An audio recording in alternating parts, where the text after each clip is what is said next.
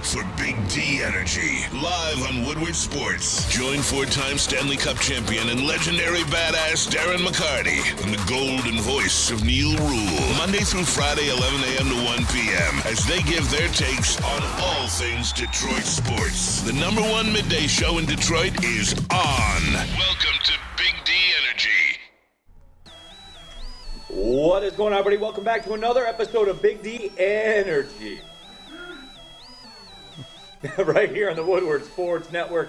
My name is Neil Rule. I'm live in Milwaukee with the Golden Grizzlies, Horizon League quarterfinals tonight. Golden Grizzlies and Milwaukee. Sean Belizean's back in the Birmingham estate and the home base of Woodward Sports. Sean, I know it's getting serious because you got the Michigan State hockey jersey on. Yeah, you know what? Hey, listen, they're old school as well. Take a look at this. This is old school. No, you know what? Congratulations to them. And obviously, basketball is pretty cool. Neil, you and I have talked about this. I will never, ever, ever, I don't care if it's Oakland. I don't care if it's Valpo.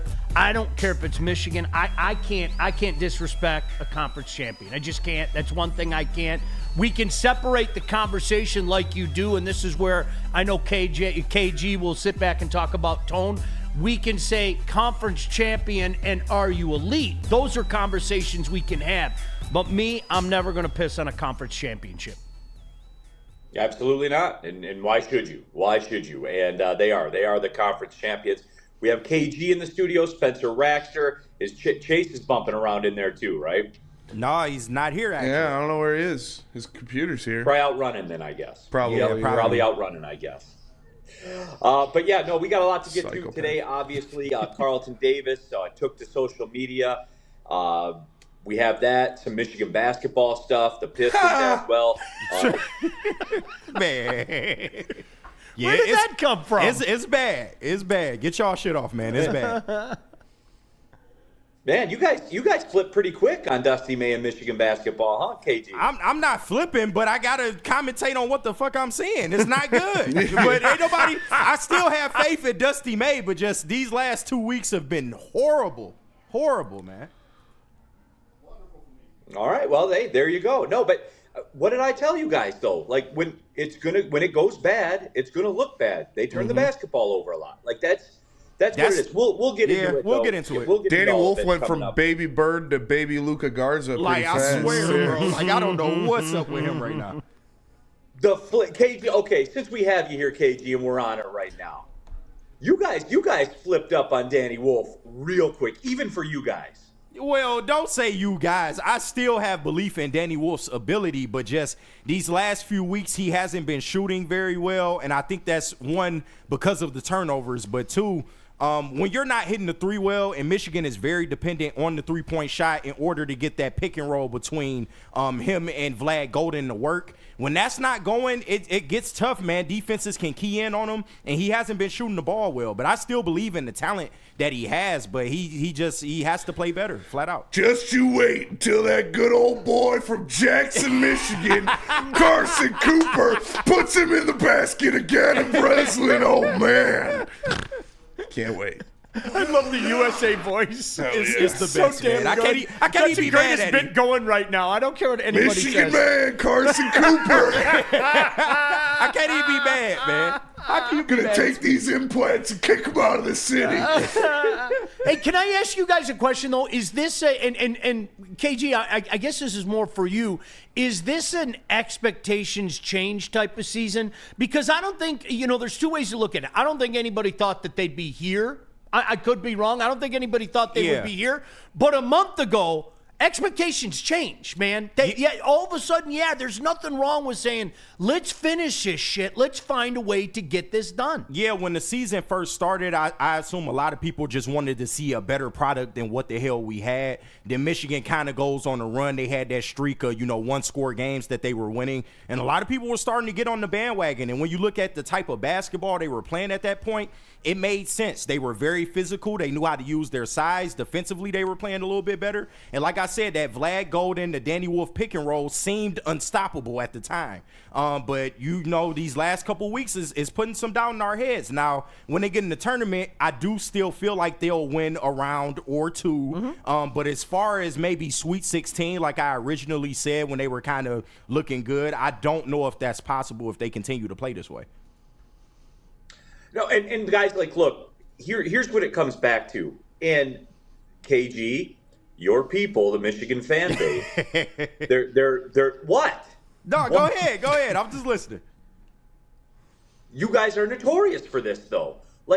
Remember, they were 3-17 in the Big Ten last year. Yeah. They were embarrassingly bad. They were. Not bad, not down, not a down year. It was embarrassingly bad. And Dusty May has come in, and Sean, as you said, for them to get to the point where they've gotten, second, third, whatever they're going to end up in. Yeah, be in the was top competing five for the Big Ten. Yeah. Yeah, how can you, I don't understand that. How all of a sudden does Danny Wolf suck? And how all of a sudden is Dusty May being called into question? And I don't understand that. Explain. And Sean, I know you've had a career trying to figure this out. And I understand that sometimes you're beating your head into the wall with it. I understand that. Izzo's but gotta why go. such the flip up, KG? You were 3-17 last year. No, and Neil, I somewhat agree with you because I am just thankful for Michigan basketball being in a better place. And I think once the dust settles on this thing, people will realize that and they'll, chill out a little bit. But I can't blame fans for kind of getting excited for the product we were seeing at a certain point. I mean, they were averaging around 80 points a game. They were one of the most exciting offenses in college basketball. And now over the last 2 to 3 weeks, that just seems to have flipped drastically. They can barely put up 50 points now. It's pretty bad, man. But I think once it settles down, fans will calm down. I just think we got a little bit excited because of what we were seeing. And I can't blame the fans for that because they did look like a team that can possibly threaten to get to a Sweet 16, maybe even an Elite 8 at one point. But just right now, I don't see it. Sean, let me ask you this, man. You've had a career doing this right now. Can you explain it to me? No. You know what, Neil, you weren't in yesterday. We had a mini rant on the lack of critical thinking.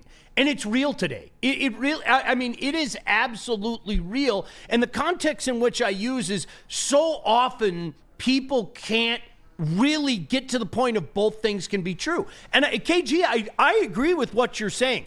On one hand, I'm going to openly acknowledge, yes, I don't blame you for being pissed at what happened the last couple of weeks. On the other hand, what you also said is true. Yeah, I'm excited about the direction. Yeah. A year ago, it was a shit show. It was an absolute shit show with a legend at the helm. Yeah. And nobody likes to see the legend come down. Neil, I swear to God, the day that Alan Trammell got hired, I was depressed. I shit you not. I was depressed. And people are going, well, why are you depressed? And I was like, because where the Tigers are at right now, okay, that man doesn't have a chance to win. He has not a snowball's chance in hell. And he's going to be dragged through the mud for a couple of years. So, the fact that, Neil, people can't separate the two and go, well, yes, that's true. And yes, that's also true. I will never understand that dynamic. It's all or nothing. It's really strange. I can't figure it out for the life of me. And again, more often than not, you say to people, all right, take a step back, try to take emotion out of this. I know it's difficult, but try to take emotion out of this. And so, I don't know, that's the best way I can describe it, Neil. I got some news real quick, not to hijack the show, but to get real here for a second. Per World of Isaac on Twitter, good morning. Andy passed away peacefully this morning beside his loving family. We thank you all for your support and love over the years. This is a genuine space of laughter and kindness.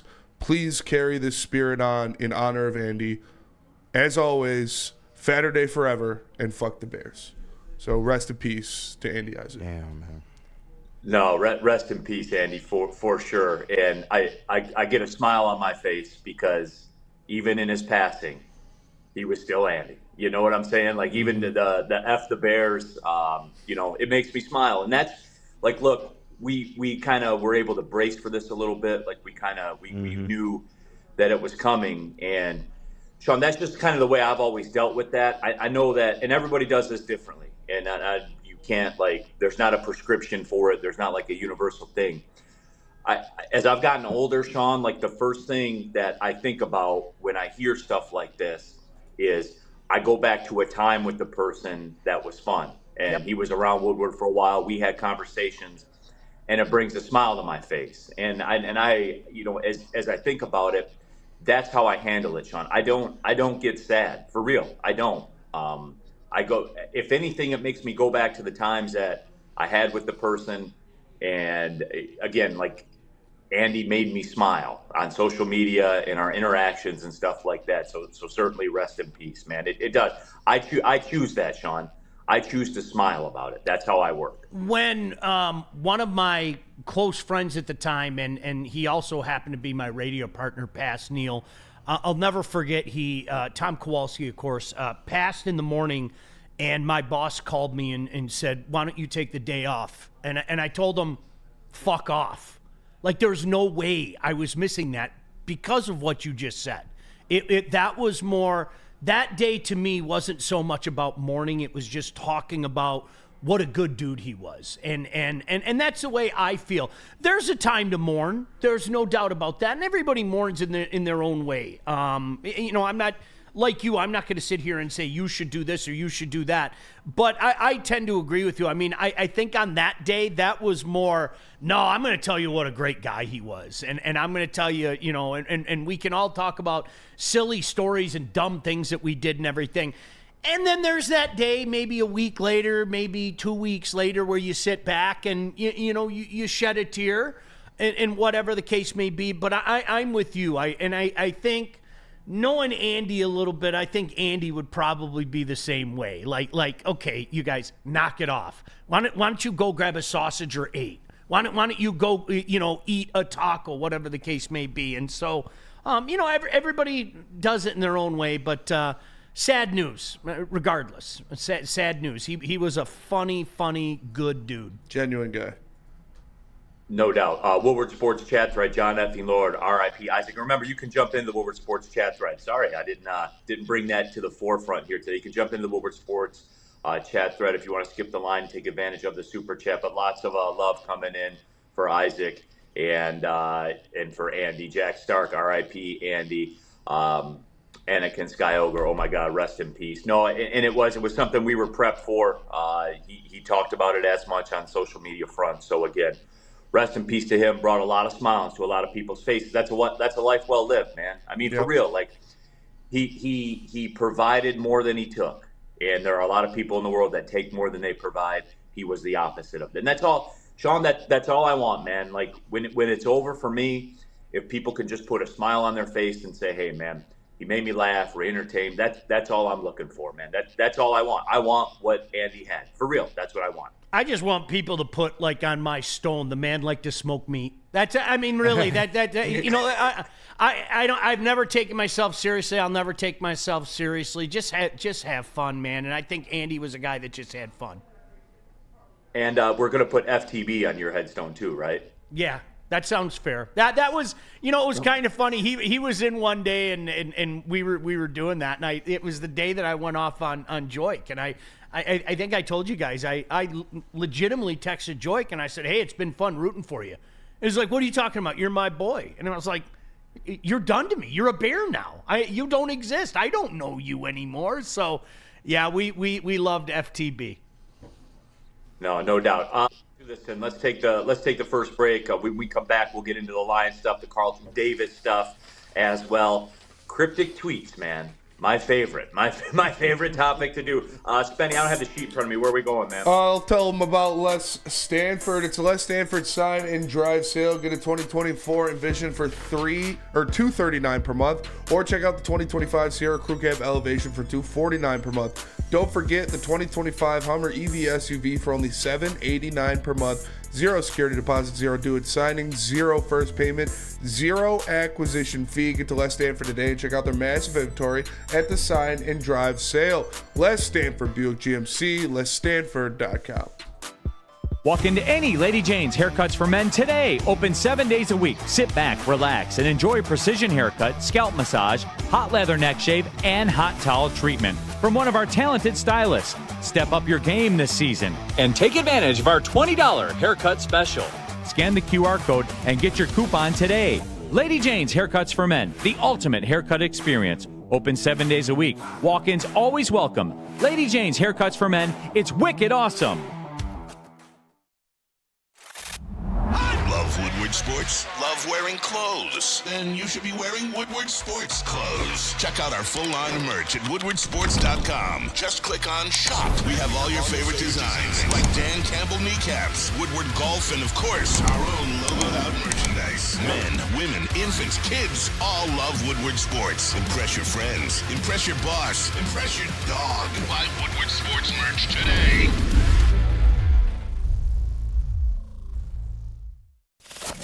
We don't like to brag that we are the toughest sports network in Detroit, but we do have a guy named Darren McCarty on our side.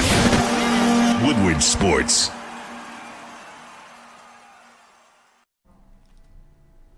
What's up, everybody? Neil Rule here for Woodward Merch. Go to shop.woodwardsports.com. Gear up for the playoff drive, everybody. I know it's taken on a little bit of water on the hockey side, but hey, the Pistons got your back, just like we all thought. But go to shop.woodwardsports.com. Get ready. One day, again, you'll be able to play golf. That day is not today. It won't be tomorrow. But soon you will be able to. We have a Woodward Sports golf line as well. And if you want Myles Garrett, get the F them picture. That's right. Shop.woodwardsports.com. All right, everybody, keeping it pushing. Big D Energy, Woodward Sports Network, Neil Rule, Sean Belizian, Spencer Raxter, KG in the building. All of you in the Woodward Sports chat thread, and very cool of you all to send out your condolences. Our guy Andy, man, rest in peace. Isaac, World of Isaac on Twitter, as you know.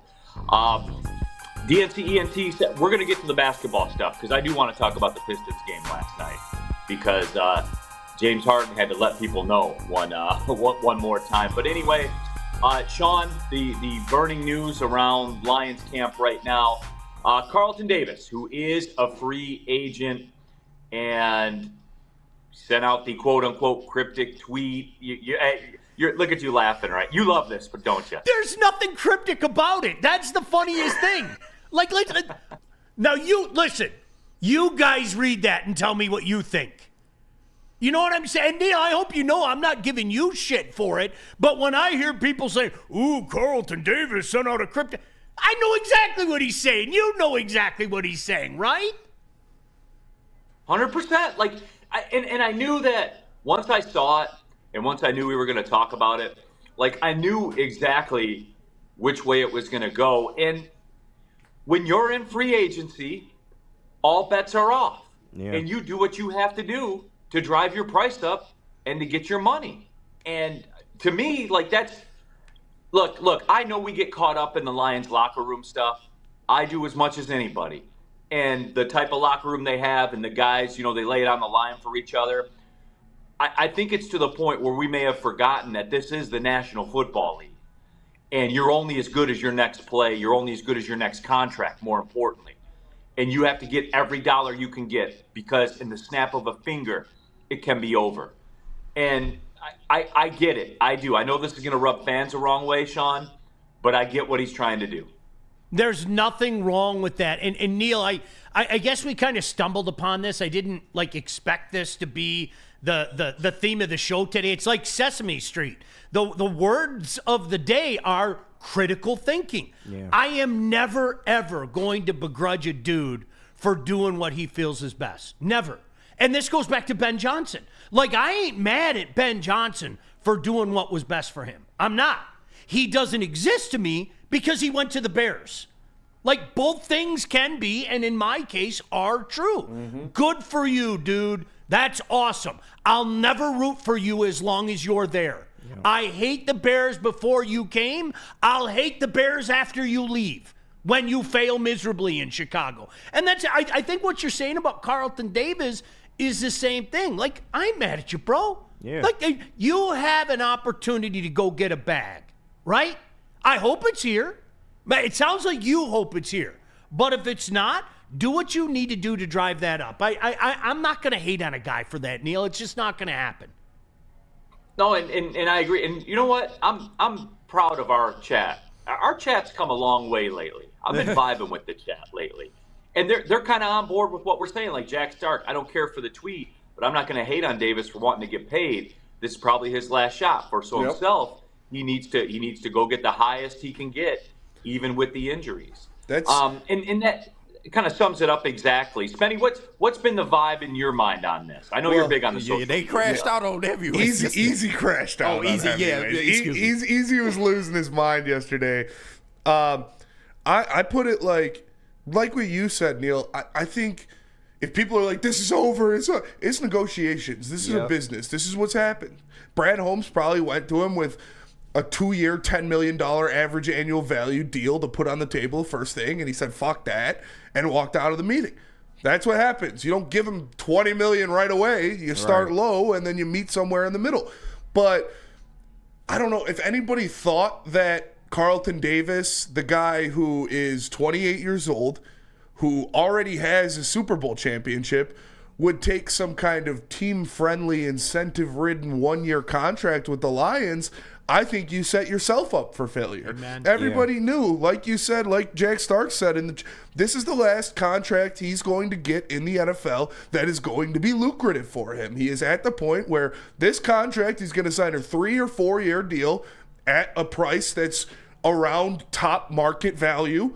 And that's what he expects. That's what he deserves. That's what he's going to get. So if you expected him to sign a 2-year, $10 million average annual value up to 15 if he wins a Super Bowl, you set yourself up for failure. This is what the guy's looking for. It's what he deserves, and it's what he's going to get. Yeah, and I get how the tweet looks to the fans just on the surface, but y'all got to realize he's not just talking to the Lions. He is the best cornerback on the free agent market right now, like undisputably almost. So he's talking to multiple teams. This doesn't necessarily mean he was talking to the Lions, but this is a negotiation tactic. I said it on the morning show. This is nothing more than just, hey, I got with my agent. I'm seeing some offers. I'm not liking where they're at. So I'm going to send out a mass tweet to everybody. Hey, if you want a guy like me in your locker room, you got to drive the price up. It's part of the business in the NFL. And I still think that Brad Holmes has a mind to go out and get a Carlton Davis and bring him back. I still think the deal is on the table. Like, this is far from over. This is just the early stages.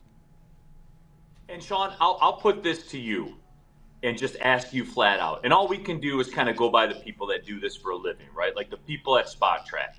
They have a calculated market value for him. They have him, which I think is actually still pretty good value if this would come out to be. They have a market value of him 3 years, about $41 million, right around $14 million per year.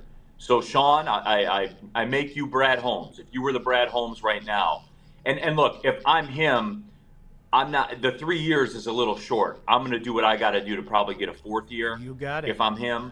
But with that being said, Sean, what do you do with him right now? What do you do with Carlton Davis if you're the GM? You know what? Let me go backwards for a second, because I think what you guys all talked about, the whole idea of a hometown discount always makes me laugh my ass off.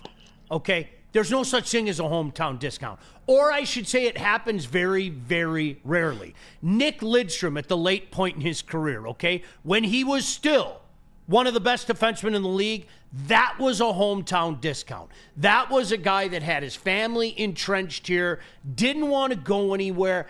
That was a hometown discount.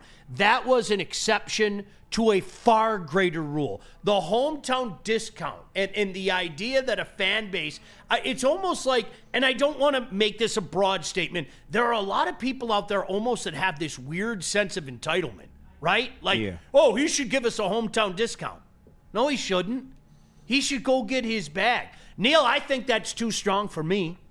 Yeah. I do. I think it's too strong for me. I don't know what you guys think, KG. Yeah, and it's too strong for me. No, I agree with that. And just real quick, I see people, he can't negotiate with other teams until next Wednesday. Yes, that is true. He can't do anything official until then. But best believe his agent. What do you think that tweet was? Exactly. His agent is fielding offers from other teams. They are, setting up preliminary talks, engaging what the market is. Yeah, so Stafford was in a ski resort with Tom Brady. Yeah, come on, man. Yes, you can't do anything official until next Wednesday.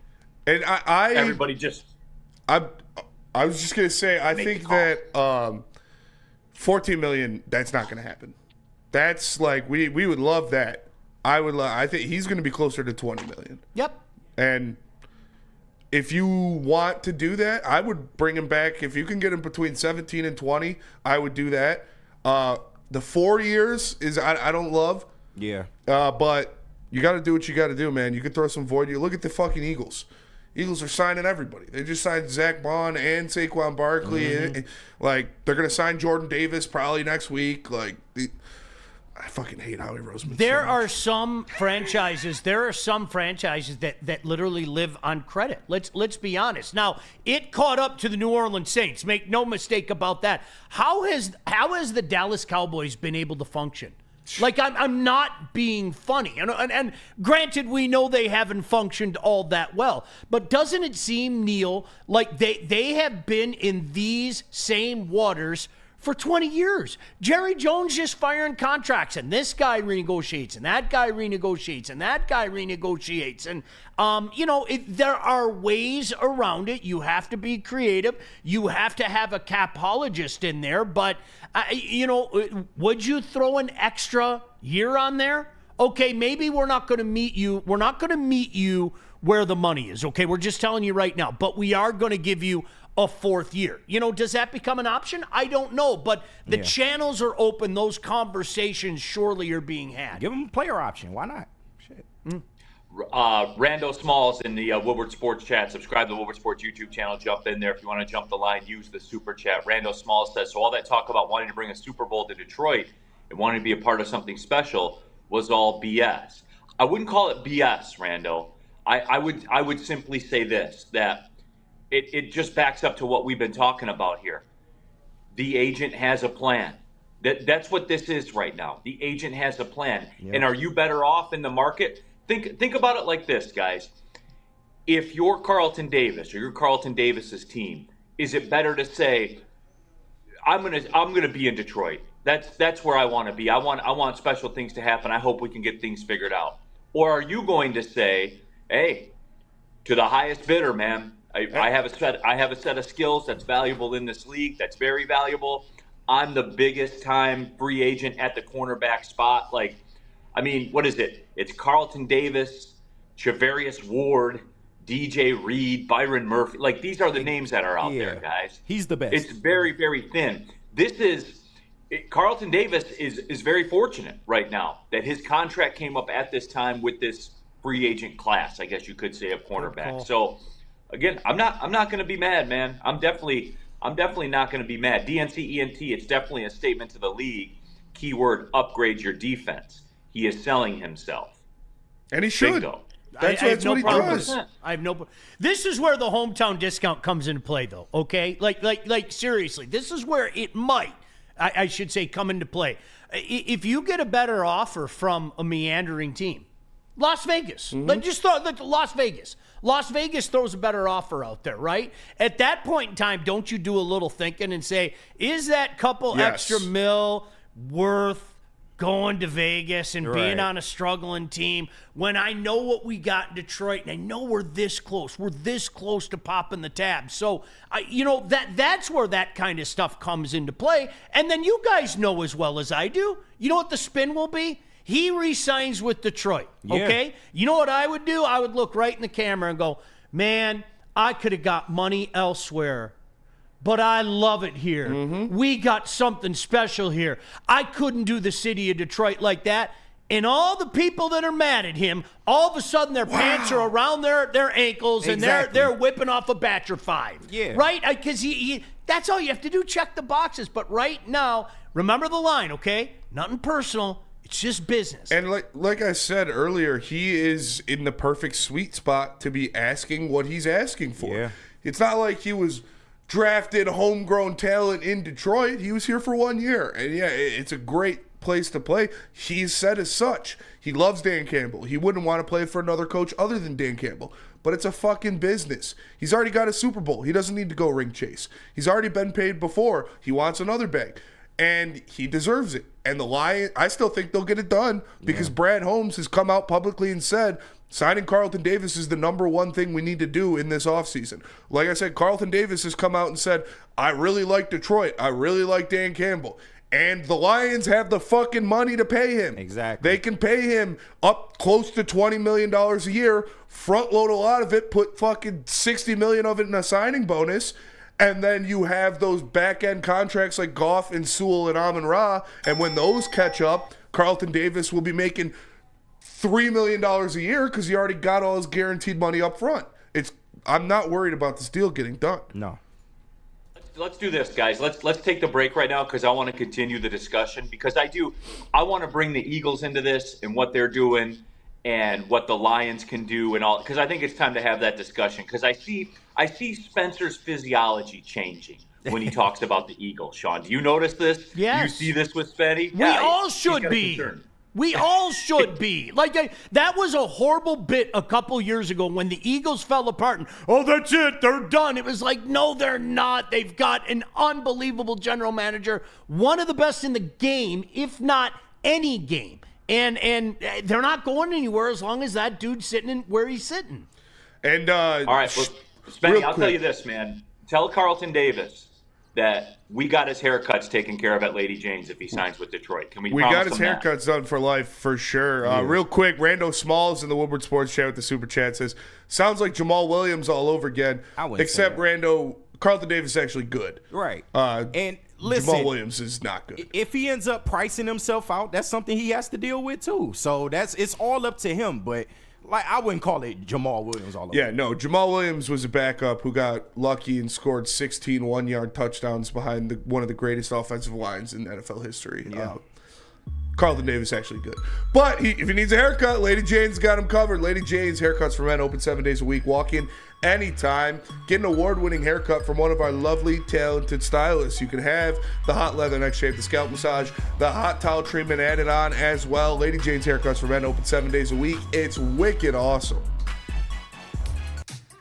How do people feel about getting a Planet Fitness membership for $15 a month? How do they like working out in a clean and spacious gym that's filled with equipment for every workout?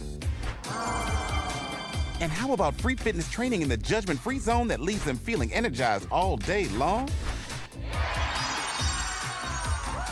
Join Planet Fitness today with the free PF app, online or in club, and start getting that big fitness energy for $15 a month. Big injuries, big news. Twice a week, Dr. Jeff Pierce from Michigan Sports and Spine joins Woodward Sports Network for the Injury Insider Report. Big D Energy Tuesdays at noon, and Ermanni and Edwards with Maz Thursdays at 3:30. Get expert analysis and in-depth breakdowns on the latest sports injuries from the man trusted by top athletes in the community, like D-Mac. Whether it's the Lions, Pistons, Tigers, or Red Wings, Dr. Pierce talks us through it all. Don't miss the Injury Insider Report with Dr. Jeff Pierce, your go-to source for understanding the impact of injuries on the games and players we love. Only on Woodward Sports Network. Scan the QR code on the screen or go to MichiganSportsandSpine.com to see if Dr. Jeff Pierce can help you. Mark White, if you're looking to buy or sell your home, Mark White should be your first choice. You can save up to $5,000 on your closing costs. That's right, I said $5,000. Visit him at markwhitesells.com or call him at 248-290-8242. Mark White should be your first choice if you're looking to buy or sell your home. All right, back at it. Big D Energy, Woodward Sports Network. Sean Belizean back there in the studios in Birmingham. I'm in Milwaukee with Golden Grizzlies basketball for the Verizon League tournament. Teams that shoot around right now, as a matter of fact. But I'm here with you, Sean, because you're my friend. Hey, it's nice to see you. Hi, pal. KG Spencer Raxter in the building as well. We're talking about the Carlton Davis stuff. And look, there is a part of this camp as well. Matt K754. Trying to social media instead of handling them private should tell you all you need to know about his character. I'm not prepared to go there. Yeah, I'm not. Either. I'm going to believe what Dan Campbell and Brad Holmes and his teammates say about his character and respect him as a person and a man rather than random dude in the chat after Right. reading a tweet. And Matt K, this is how the game is played. Social media is a big part of it. So that's a part you got to deal with, like it or not. Woodward Sports, chat or Rando, you all were, oh my God, what are we doing not re-signing Williams until Brad signed Monty? Absolutely no, not. Nobody No, was. Rando. Lions I said, fans, I don't remember that either. I got to be honest with you. no. I remember making a reel about David Montgomery the day it got done. Literally at Coonan, they signed Montgomery, Yep. Ubered to the studio, recorded a reel, posted it, and Ubered back to Coonan. You guys were trying to tell me it was a downgrade. You people, shout out Neil Rule, you people out there were trying to tell me it was a downgrade. The Detroit Lions fan base romanticized themselves with Jamal Williams because he was quirky and liked anime. And listen, I liked Jamal Williams when he was here. He was a career backup for a reason. He got cut from the Saints for a reason. He was in a perfect situation. He got like 16 one-yard touchdowns. Brad Holmes offered him a contract that was on par with it. That was more than what he was worth. He priced himself out. He turned that down, signed a contract for less, and still got cut. So don't talk to me about Jamal Williams. You know, Lions fans. And I think what it comes back to as well, Spenny, is the circumstances, okay? A guy's going to be a lot better when you're playing behind this line. Yes. Really, I seriously, that's the way it is. And that's not to demean what we have here. That's not to demean Monty. That's not to demean Jameer. But a guy's going to be better when you're playing behind one of the best lines. So was it sad to see him go? Here we go. Ready with some critical thinking. Was it sad to see him go? Was he a fan favorite? Yeah, seemed like a really good cat, okay? Was it devastating to this franchise? Anybody with half a brain in their head knew the answer to that as well. Yeah, but Sean, I do want to get to it because I just to kind of quell Spencer a little bit and the fans that are out there with the Eagles and what the Eagles are doing is, and we touched on it briefly, I think last week or earlier this week, I can't remember. It's all kind of moving together. But you remember when I went ahead and every time the Eagles pull this, what I do is I run to Spot Track because it's what I do because they're the best at it. And I take a look, and I just happen to have in front of me, because this is a two-pronged approach here. Number one, the Lions have all the tools at their disposal that the Eagles do. And Sean, you know this. Jared Goff's contract that he did already has the cap conversion provisions in it. It's standard practice. It's already done. There will be a day in the future where you wake up and you will hear Lions converted Jared Goff's contract. Yep. And created $20 million in cap space or whatever it is. It's already there. It's waiting. Penei Sewell's contract has that exact same language. Amon-Ra St. Brown's contract would have that exact same. Any kind of big dollar deal you have already comes with the understanding that you're able to do the cap conversions. And we've said this before, and I think we've done a good job of it, where we talk about the fact that the Eagles are a couple exits ahead of the Lions on the expressway right now. They've got their Super Bowl again, and now they're going for extra. Now they want extra frosting on the cake. The Lions are in a spot where they haven't quite gone down the road as far, where they haven't yet had to convert Goff's contract, convert Sewell's contract. And in front of me right now, I have the Eagles 2028 financial summary. They have $179 million in commitments. That covers the 6 players they have under contract in 2028. 6. $179 million for 6 players on the books. So, just kind of remember that, everyone. You see what they're doing here, right? You see what they're doing. It's not a secret. They are going all the way in, and why not? They already got one. Why not, man? Just keep putting it on the credit card. And I'm not saying that the Lions won't get to that. I'm not saying that. Sean, they have these tools at their disposal, and they will go down this road as well. Great take, Neil.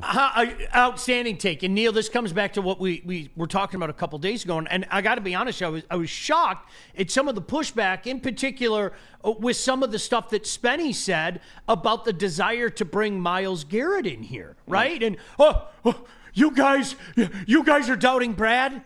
No, he hasn't given us any reason to doubt him. What does that have to do with anything? What I'm saying is, okay, this is my desire. I would like to use some of those things that we have in the back pocket. If he chooses not to, I'm still going to be pro Brad because he hasn't given me much reason to doubt him. But there's nothing wrong with saying, okay, now's the time. It's time to push this in.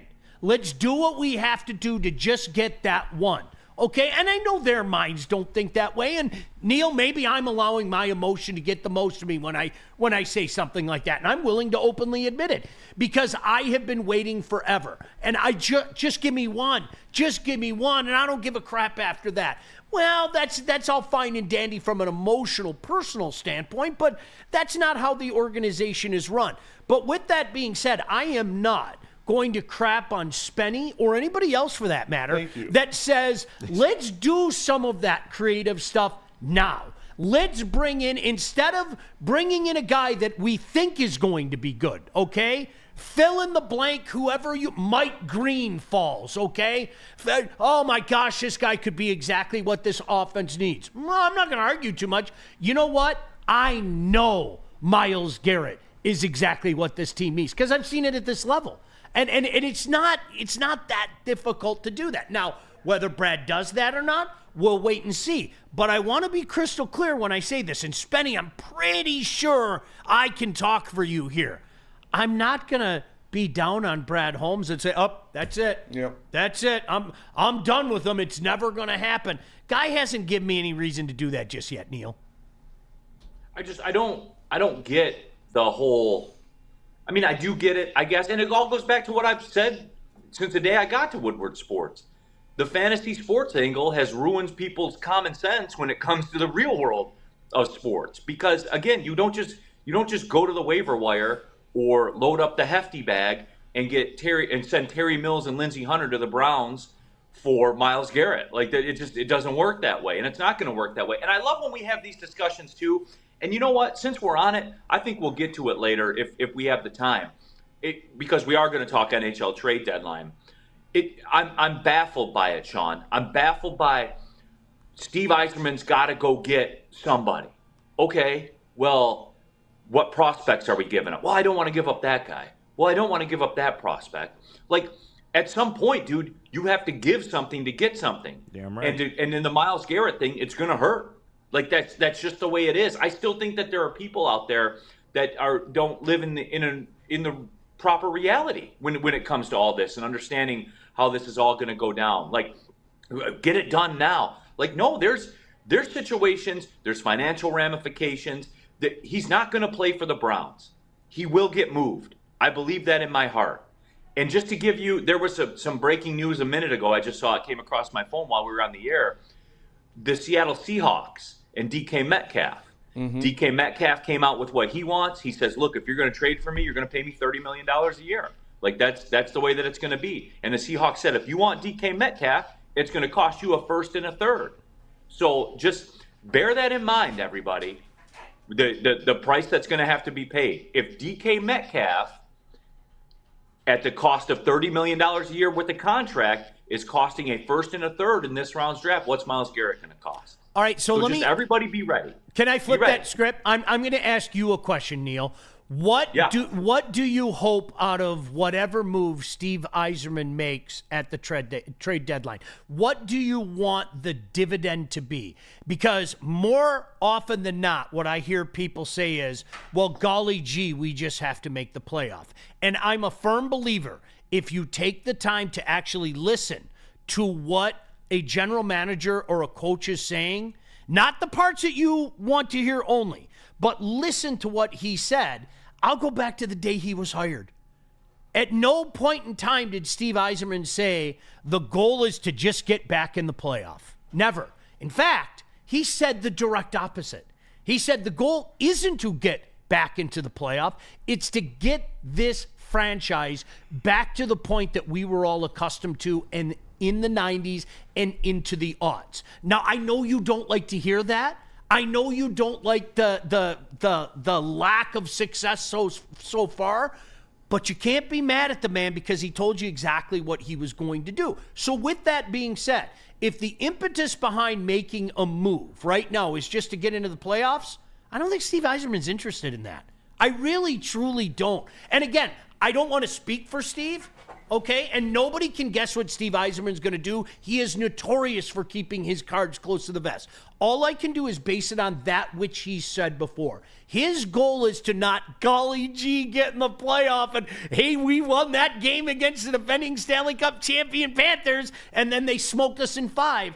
That's not his goal. So if the move, in some way, shape, or form, keeps the Red Wings from getting to that eventual goal, he's not going to make that move. He is not going to make that move just to react to try to get in the playoff.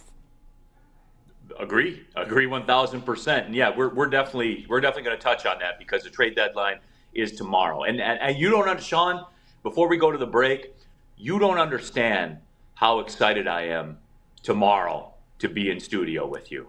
You don't on NHL trade deadline day, Sean. You're gonna have that look on your face right there. I love it. You know what? I miss it because it's not the same. You remember the days, Neil, where the TSN server would go down. It's not the same. Teams are smart now. You know what they do? They lock up long-term contracts for their studs. Okay, there's a reason why you see so many young players and so many bona fide studs locked up. Not a lot of big names hit the trade deadline, and Canada Day is even worse. July 1 was a holiday for hockey fans, right? You just don't see the big names. You know, Steven Stamkos is about the biggest name you see, and let's face it, he's on the back nine of his career. So it's not the same, but it's still fun. No, it absolutely is fun. Hey, buying a car can be fun if you do it at FeldmanAuto.com and part of the Feldman Automotive Dealership Group. Scan the QR code on the screen. You could search the inventory. They got the deals for you right there on the screen as well. You can lease that new Equinox, the front-wheel drive version, because it snows here. There's ice here, as you guys know. But again, the bottom line is this. FeldmanAuto.com is the play. All the brands are represented. We know about Feldman Chevrolet and Novi because they are Michigan's #1 Chevrolet dealer, the nation's #1 EV dealer. I bought a car there. Sean bought a car there. Sam Flannel bought a car there. I got the keys in about 90 minutes, everybody. That's the reality of the situation. Don't waste your time and just know that you're dealing with the best in the game at Feldman Chevrolet in Novi. Go to FeldmanAuto.com. No one gives away more cash and prizes than Woodward Sports. You don't believe us? Here's our latest $10,000 winner. You know, you guys posted, hey, if you guess all this stuff right, we'll give it's $10,000. I'm like, okay, well, why the hell not? And the winning doesn't stop there. How about our Outkick Your Coverage winner? How do you think you won? This guy's got a hot girl. Bigger prizes, bigger giveaways, cash, merch, tickets, and more. All from the biggest sports network in Detroit. No one does it bigger and better than Woodward Sports. Make sure you're following, liking, subscribing on Instagram, Facebook, X, and YouTube for your chances to share in the winning. From Detroit's #1 sports network, Woodward Sports. Stop searching for a vehicle and start finding one. Les Stanford Chevrolet Cadillac makes it easy. We harness the power of multiple dealerships and own the biggest selection of GM brands in the area to get you the car you need. With the Les Stanford Group, you'll have access to 4 different dealerships, providing you with more makes, more models, and more choices. We're connected to more than 1,000 vehicles. And with so many high-quality CPO vehicles available, you'll find new car quality at pre-owned prices. You can start and end your search at lesstanford.com today. Make sure you are following Woodward Sports on all social media platforms. That includes YouTube, Instagram, X, Facebook, TikTok, and Twitch.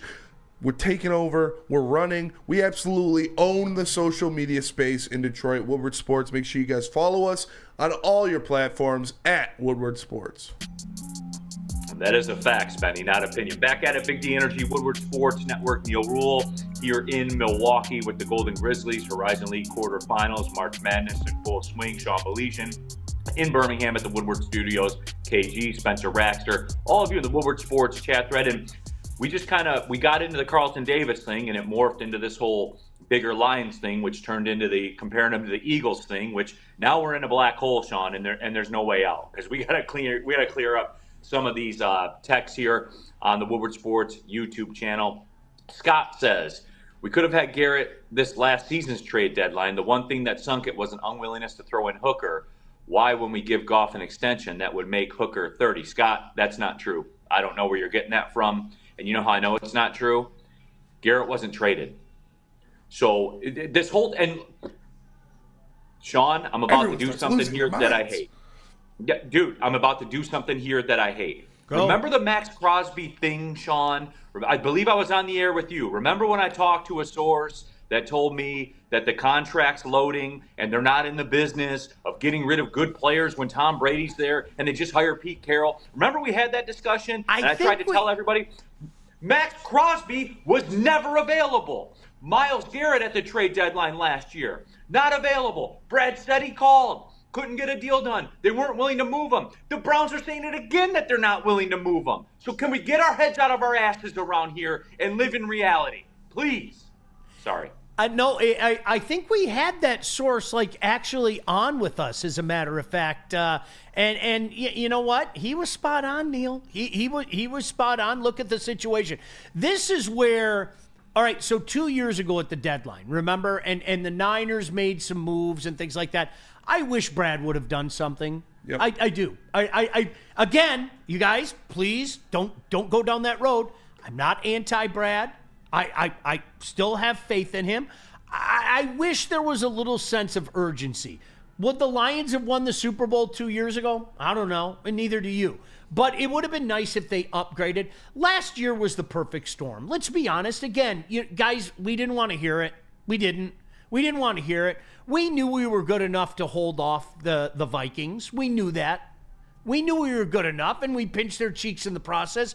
But deep down inside, and I think enough time has passed, I think we all knew that wasn't a team that was A, going to win the NFC, and B, wasn't going to win a Super Bowl as well. Okay? So now I think, all right, well, we can't have the injuries we had last year, right? So I think some of that sense of urgency, especially as we go into year 3 of being a legitimate power, and I don't know how anybody could deny that. The Detroit Lions are a legitimate power. Not a, hey, golly gee, we finished 9-8 and we nearly got into the playoffs and we sent Aaron Rodgers out of Green Bay. That wasn't a legitimate power. 2023, 2024, and I think 2025 will be a legitimate power. Neil, I am never, ever going to begrudge somebody for wanting that sense of urgency, for wanting to say, yeah, let's make that bold move. But you, at the same time, can't crucify a guy when he's calling about guys that aren't available. And he's telling you, I made phone calls, okay? Hey, you know what? When I was a kid, I wanted to bang Sidney Crawford more than you could ever imagine, okay? She wasn't available. It's fair. Gosh, was she hot? Prime Cindy Crawford. Somebody help me out. I got Good you. Gosh. Okay. I'm staggered. I'm not going to lie to you. I'm staggered right there. Woodward Sports Chat thread, Cody Engel. It's hard for Sean to comprehend that fans wanting to see the Wings in the playoffs is normal.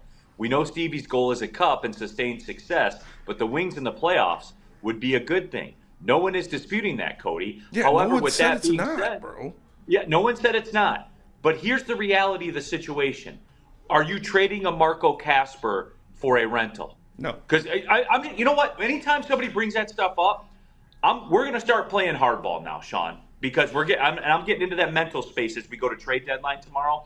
That's going to be my response. Oh, gosh. Spenny. Yeah. Holy Spenny. mother of the Lord.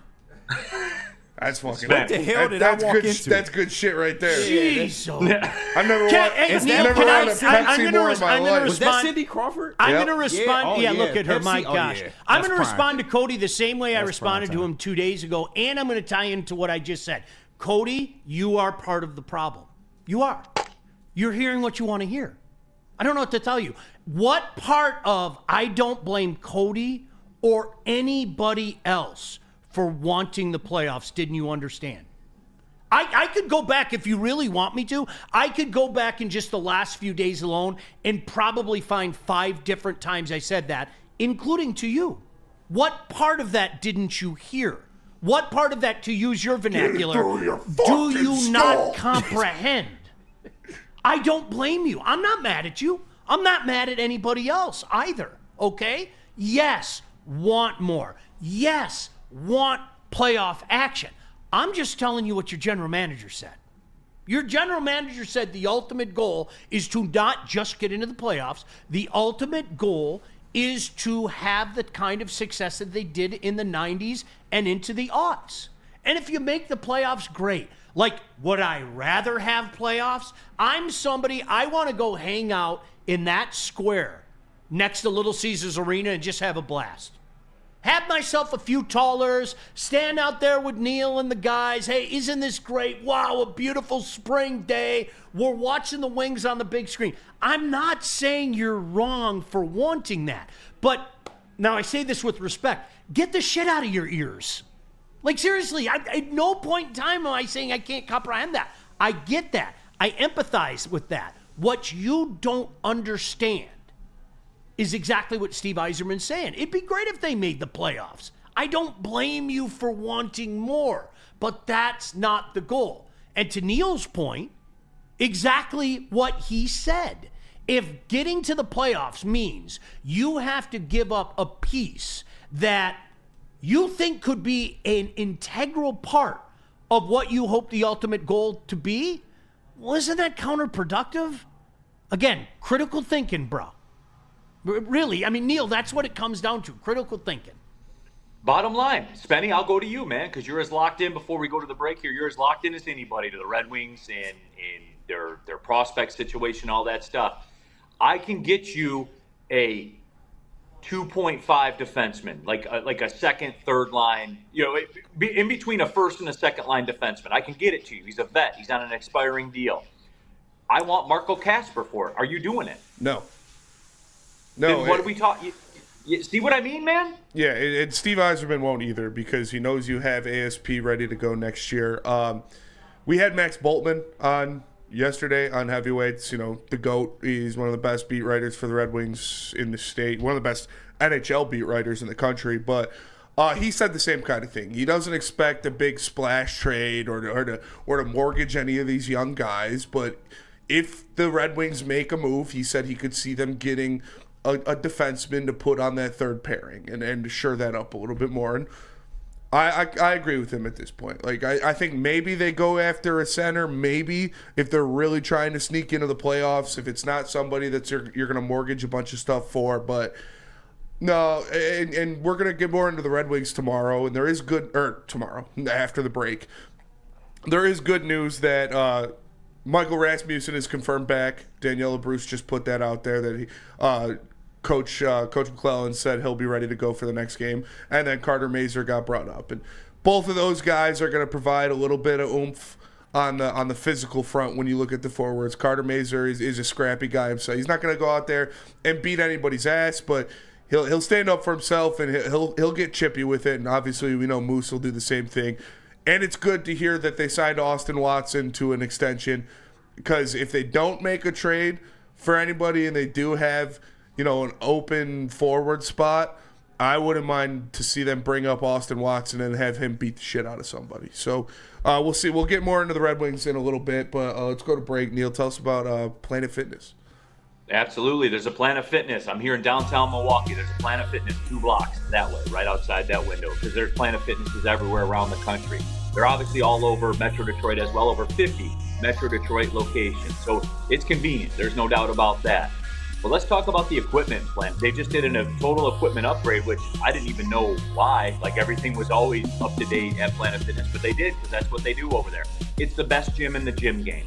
Stop paying $70 a month for a gym membership because they have a rock wall or a basketball court that you're not using. All right? Planet Fitness is what you need to do. It's the move. It's the best move financially. And if you want to be fit, they can help you reach your fitness goals. I've been a member for over 3 years, and I'll never be a member at another gym. Never. I will be Planet Fitness forever because I love working out there. And it's easy, and it fits my schedule, and it fits the budget for sure. $24.99 a month for a black card. And you can go to any Planet Fitness in the world, take advantage of all the amenities, all of it, the hydro massage chairs, anything, clean facilities, all of it. Pull in the parking lot on the way home, you're going to pass a couple, or just go to planetfitness.com. Don't pay more money to lift the same weights. Feldman Chevrolet, Michigan's #1 Chevy dealer, is kicking off the game with the best prices on all cars, trucks, and SUVs, like this 2024 Silverado for just $296 a month, or this 2025 Equinox for as low as $371 a month. Our locations in Novi, Highland, New Hudson, Livonia, and Lansing means we have the perfect Chevy right in your backyard. Get the home team advantage every day at Feldman Chevrolet, Michigan's #1 Chevy dealer. Head to woodwardsports.com and click on Shop. Get the latest in Detroit sports apparel and exclusive Woodward sports gear. Woodwardsports.com can get the whole team outfitted. Love the Pistons, Red Wings, and Tigers? We got something for you, too. Shop online at woodwardsports.com. Is that an octopus in your pants, or are you just happy to see me? See what I did there? Go Red Wings! From Octopi Experts, Woodward Sports. What up, everybody? Caesar Sportsbook, the official sportsbook of Woodward Sports. Still doing it, too. Scan the QR code on the screen right now. Use the promo code Woodward1000 when you sign up. Make your first deposit. Make your first bet. If your first bet loses, all the way up to $1,000, you'll get it back as a free bonus bet. All you got to do is use the code Woodward1000. And whatever, you guys, if you just want to try it, this is the way to do it, man. Scan the QR code on the screen. Deposit $20. Make a $20 bet. If it loses, you'll get a $20 free bet back. If you just want to try it, that's the move. And once you try Caesar Sportsbook, you won't look back. The app is easy to navigate, doesn't glitch out on you. They have all the betting markets available. All of it is there for you. Caesar Sportsbook, the official sportsbook of Woodward Sports. Oh, look at that. Hour number 2 already. That's incredible. Here we are. Neil Rule, Sean Baligian, KG, Spencer Raxter, all of you in the Woodward Sports chat thread. Before we kind of change it up to Red Wings here, a couple of Woodward Sports chat thread messages. And where were we? Oh, just a fan. Neil, you'll never convince Fantasy League GMs of any real sports facts. That probably seems to be the case. DNC ENT talk about Myles Garrett. I mean, you can say you aren't moving him all you want till he doesn't show up for camp. Right, yep. But last year he wasn't available. You know how I know? He didn't get traded. So, I mean, that's where it is. Sean, the Red Wings made a small move yesterday, but I think it was very telling. And I want to run this by you and get your thoughts on it and mark me on this. They made a small move. They took on some dead money of a guy that was in a 3-team deal and basically acquired a 4th-round pick for cap space. That's essentially what they did. Small move. Took on, I think it was, 1.5-ish million, 1.2-ish million, somewhere around there. The Red Wings right now, as they sit going into tomorrow's trade deadline, have, pulling up that number right now, just exactly of what cap they have left. They have a little over $4 million in cap. Before the move, obviously, they had a little more than 5. Sean, I think that it tells me, if I had to bet on it tomorrow, and I'm curious what your answer is to this. If I had to bet on it tomorrow, I think if you're make a move at all costs guy, you're going to be upset. I honest to God think that, and that move kind of foreshadows it, Sean, where they use some of the cap space to get a draft pick. I don't think that they're interested in making some big splash that everybody, because Sean, here's the deal. The 30,000 foot of the Red Wings for me right now is they are a 500-ish team that if they get a couple bounces can make the playoffs. If a couple bounces go against them, they won't make the playoffs. I'm not going to shape my opinion on the entire future of the franchise and the entire state of the franchise because they don't go to the playoffs based on regulation wins versus another team. That's stupid. You'll never convince me that it's not stupid. And I know that that's a convenient talking point for a lot of people in this town, especially that are in this business. I know that's what they want to do, and maybe, again, it's a fault of mine, but I'm not going to stand on the mountaintop and say this is over, and Steve Yzerman, what are you doing here? Because the needs to me, Sean, here, let's just cut the shit with it, all right? Here's what the needs are, Sean. They need that dude. Like a lot of teams in the league need that dude. That a lot of teams in the league have that dude. I'm not even talking about the Connor McDavids. Those are the guys that are touched by God. I'm talking about the 1C. And guess what, Sean? The New Jersey Devils just got a taste of it. They had that dude. He's no longer available. Their season essentially is over. And that's the way that it works. Sean, there's not a move out there that can be made for me to say, all right, now it's time. There's not. That player's not available. Those players don't come available in this league. You know what it comes down to me, Neil, as well, is maybe they have that guy in the system right now. Did we ever consider that? Maybe. No, clearly not. Maybe that guy's here. And this goes back, I'm not being disrespectful to my guy, Cody, but this goes back to what I get it. I get it. I think what you fail to get is why give up something that could be valuable for the next 10 years for a short term, well, golly gee, we made the playoff and lost in 5 games to Florida. I don't understand that logic. I get it's been a long time. I get that it's the second, I empathize. I can't stress that enough. But this is a long-term play. And Neil, at least, if anything, please call me consistent. I think what makes the Red Wings situation and predicament very interesting, and maybe not the guarantee that some people think it is guess what? There are 2 other teams in our backyard. They're doing the exact same thing as the Red Wings are doing. You've got the Habs and the Senators, where, yeah, there's some exciting pieces there right now, and golly gee, they might make the playoff this year, okay? But it's what you don't see just yet that has a lot of people excited. Like, I can tell you, Neil, I think you know this. I know a few Hab fans. Look up Demidov. People are drooling over this guy. I mean, he is a highlight reel type of player, a guy that said if he had a redraft, he should have gone number 1 overall, period. So that's a kind of, everybody's playing the same game right now.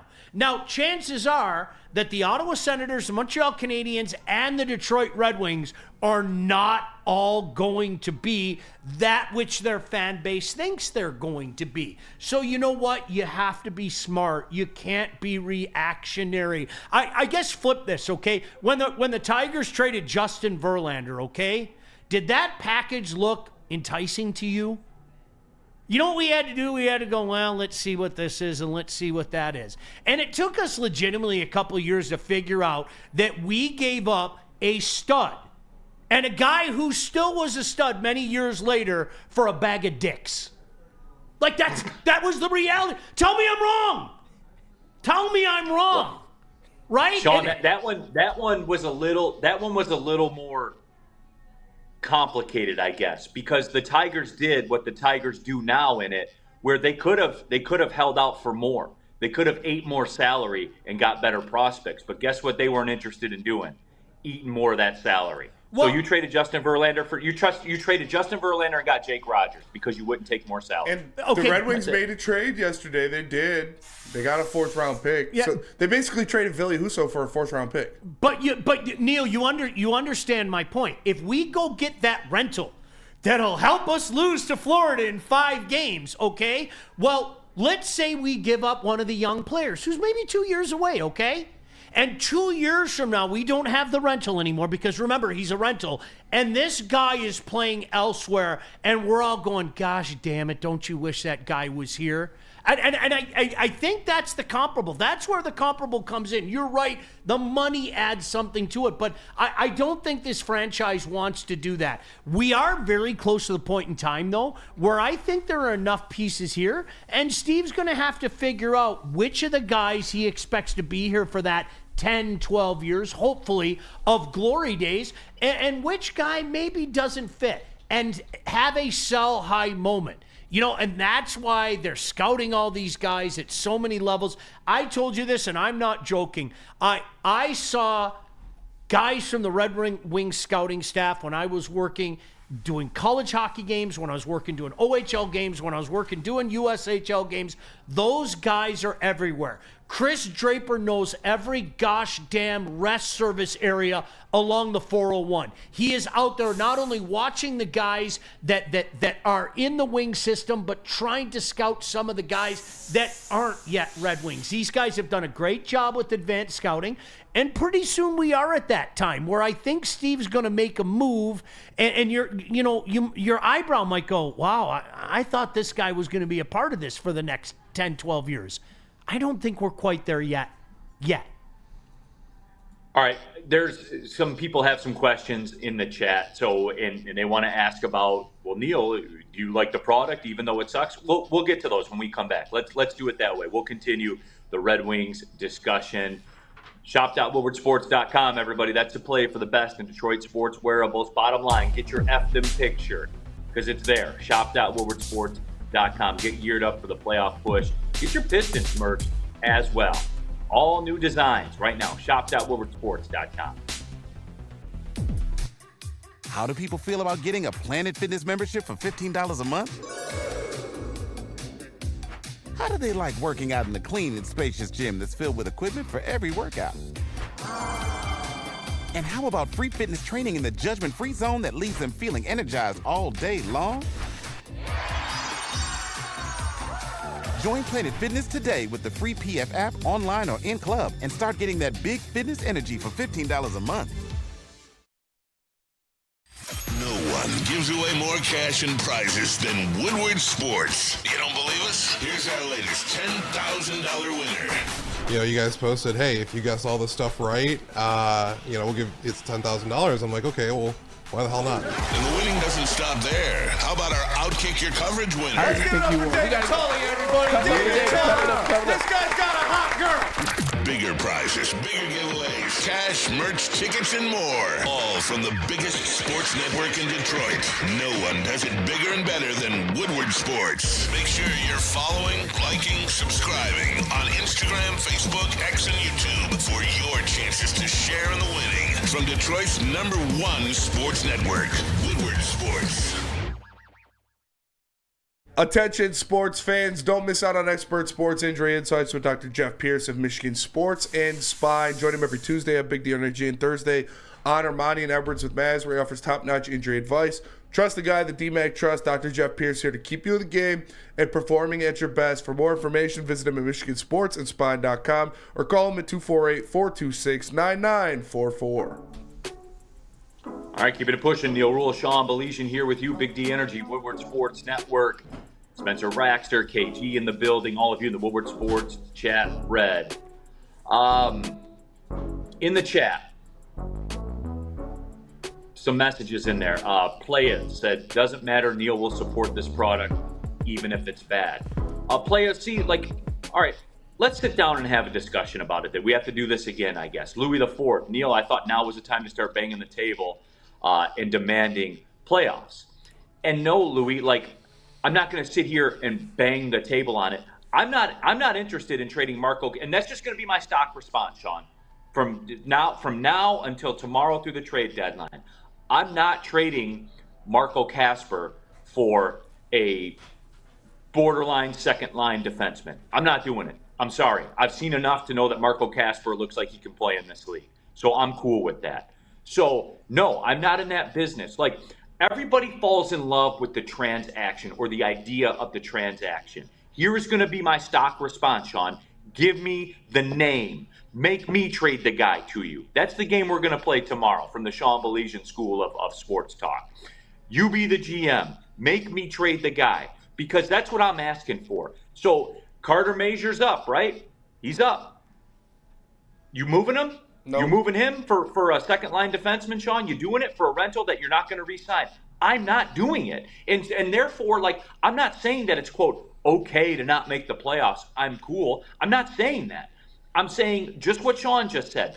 If it's a move that helps this team in the long term, then yes, I'm in for it. If it hurts this team in the near term, no, I'm not for it. And I see, like, Flannel's in here, you know, when he said a couple of lower level moves that I would like to make. And, like, look, if they're lower level moves, then you can't freak out if they happen. Because is it going to be enough to get them, quote, over the top? No, it's not. And somebody else asked me in the chat, they said, Neil, when is it okay to have expectations? I'll bottom line it for you. When the goalies that are the backstop of everything that he did here, when they're here, then you can pound the table and say, let's go. For real. Because, again, I go back to it. When you are still paying Justin Abdelkader. You're still paying him. When I went and looked at the Wings cap table, get your bag, Spartan Dog. When I went and looked at the cap table, you are still paying him. You were giving Franz Nielsen $6 million a year at 37 years old. Nobody can fix that. Nobody can. And if you want to say that I'm soft or I'm a puss or something like that because I don't, quote, have expectations, no, I just live in the real world and understand how this works. And nobody's waving a magic wand on it. And I'm not interested in moving Marco Kasper. I'm not. You guys do what you want, Sean. I'm not a part of that. Neil, and again, I think this is where sometimes you get in trouble and people call you a snob, okay? Do you know what a lot of it comes down to? And I'm sorry, but I'm going to say it. You just don't understand how it works. And I tried to explain it this way, okay? In the net, when I hear people compare, like we had a conversation on social media the other day, on Twitter the other day, and somebody was comparing quote unquote rebuilds to what's going on with the Red Wings and using other sports as an example. And as I said yesterday, Neil, and you weren't with us, but I have no problem saying it to you because I think it bears repeating. How to tell me you don't know a damn thing about how the National Hockey League works without saying you don't know a damn thing about how the National Hockey League works. Compare a rebuild in the NHL to a rebuild in the NFL, okay? There's no comparison. Absolutely no comparisons. It's comparing apples to triple pepperoni pizza. There's absolutely no comparison. In the National Football League, I can draft Neil Rule, number 10 overall, okay? And expect some immediate dividends. There might be highs, there might be lows, as a rookie is apt to do. But more often than not, I'm going to get some pretty good dividends. And by year 2, he's probably going to be a pretty damn good player. In the National Hockey League, you aren't going to see him for years. It's the way it works. He's not coming in as an 18-year-old rookie and playing. Those are few and far between. He's not coming in as a 19-year-old. He's not coming in more than likely as a 20-year-old. Maybe as a 21-year-old. Maybe as a 22-year-old. So you're already talking about a guy that isn't even going to help you for 3, 4, 5 years. There's no comparison. That's the way it is. This franchise was abysmal in 2019. Absolutely abysmal. And I know Neil, you're making excuses. Sean, you're making excuses. I'm not making excuses. I'm explaining fact to you. If you can find out the non-factual part of that, by all means, reach out to me. Mention it in the chat. Anything in the past minute and a half that I said that is not factual, call me out. Because that, unfortunately, is factual. But again, Neil, for me, and I say this once, I say it a thought, these are not my words. 2 current general managers in the National Hockey League, one in the East, one in the West, said, people don't get it, this is 5 years. Well, guess what? The 5 years ended. 24-25, I don't blame anybody for having expectations. I'm not even going to blame you for being pissed off that they don't make the playoffs. Where our roads will separate, okay, is when you tell me Steve Yzerman's doing a bad job. That's where our roads will separate. Because this franchise right now has a lot of value in it. Some value that you see, some value that you haven't yet seen. And I'm willing to bet at this point in time, this is not Al Avila smoke and mirrors. I'm willing to bet at this time in 2 years from now, guys like us are going to be sitting here laughing at a lot of you and saying something along the lines of, remember when people wanted Steve Yzerman fired 2 years ago? That was fun. Mark my words, we're going to have that conversation. DNC ENT in the chat says, it seems as if it will never be okay to ask questions. So DNC ENT, then I'll ask you this. What questions do you have? For real, let's just put the cards on the table. I'm right everybody. here. What questions do you have? For real, put it in the chat right now. What questions do you have? There's been linear growth every single year in a way linear world that we live in now, where everybody relies on stats and box scores and everything to tell you how you should feel. Tell me what questions you have. For real, tell me what questions you have. I'm here, Neil. I'm with you. I'm here. Like, honestly, anything that I said about the development of players, about how the draft works, because again, I'm not being condescending. Most of you don't understand that. Most of you really, truly don't understand that. That isn't an opinion. That is a fact. I've had this conversation more times than you can shake a stick at, okay? And what are your questions? I'd love to hear them, because I'm not saying that concerns aren't warranted. I'm not saying that you shouldn't be pissed if the Red Wings don't make the playoffs. But to the people out there, throw a question at me. I'll do my best to make sense of it. Neil, I have a unique perspective. I'm sorry for patting myself on the back here. I did junior league broadcasts for many years. I've watched development. I've seen guys that you thought would be studs turn into studs. I can tell you definitively, I saw a kid by the name of Connor McDavid's first game and literally sat back and said, holy shit. Literally, his first game as a 15-year-old. I saw a kid by the name of Sidney Crosby, and when people would say, man, I don't know if a kid deserves that much hype, I can tell you definitively he deserved that much hype. Now, that doesn't mean that I'm always going to be right. That doesn't mean that the process is always going to be right. But there's a reason that teams develop the way they do. There's a reason that they bring along the prospects the way they do. If what Steve Yzerman was doing was just what Steve Yzerman was doing, I think people would have a point. But you have multiple teams every single year that are going down this exact same road. And no two players develop the same way, okay? And for some teams, it doesn't work. Buffalo, it hasn't worked.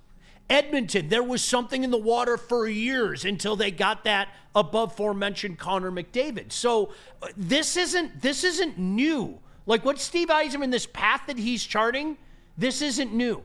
This is how teams around the league in an ideal want to do it. I just think that the Red Wings, if you follow the prospect game, and Spenny, I know you do, I think that the Red Wings are in a really good position with prospects. Not as great as I think some would have you believe, because there were people for a long time, by far and away, they've got the best prospects in the league. I'm not going there.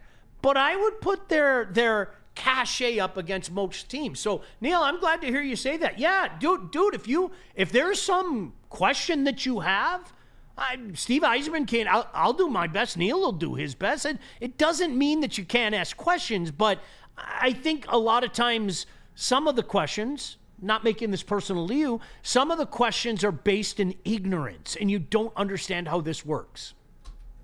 Chris in the chat, Wings fans are going to love Carter Mazur. He's a dude. Well, you don't want to trade him for a second-line defenseman? Right? I'm excited that these moves coincide, like Carter Mazur getting called up and Moose getting back, because like I said, this team's been getting bullied. This team's been getting bitched around. Different guys, hitting Larkin, hitting Rim. Both of those guys aren't going to take shit.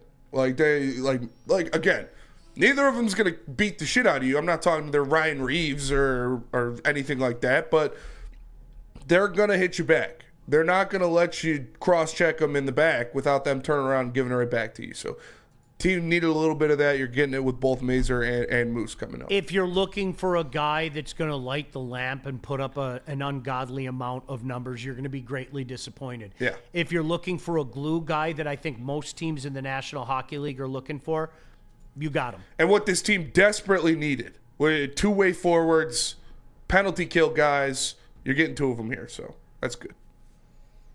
Also in the Woodward Sports chat thread, where was it here? Copacetic Sushi. Neil, are the Red Wings still paying Danny Cleary? No, they are not. But they are still paying. They're paying Justin Abdelkader just over $1 million this year, and they pay him $1 million again next year. Spartan dog. And then he comes off the books. Yep. And no Danny Cleary disrespect. Danny Cleary's the man. Also buyout money this year. Kyler Yamamoto, $533,000 this year. Legend. Never forget, Sean. Red Wings legend. The Yamamoto legacy. It was worth a gamble, right? But that's where this franchise was at the time.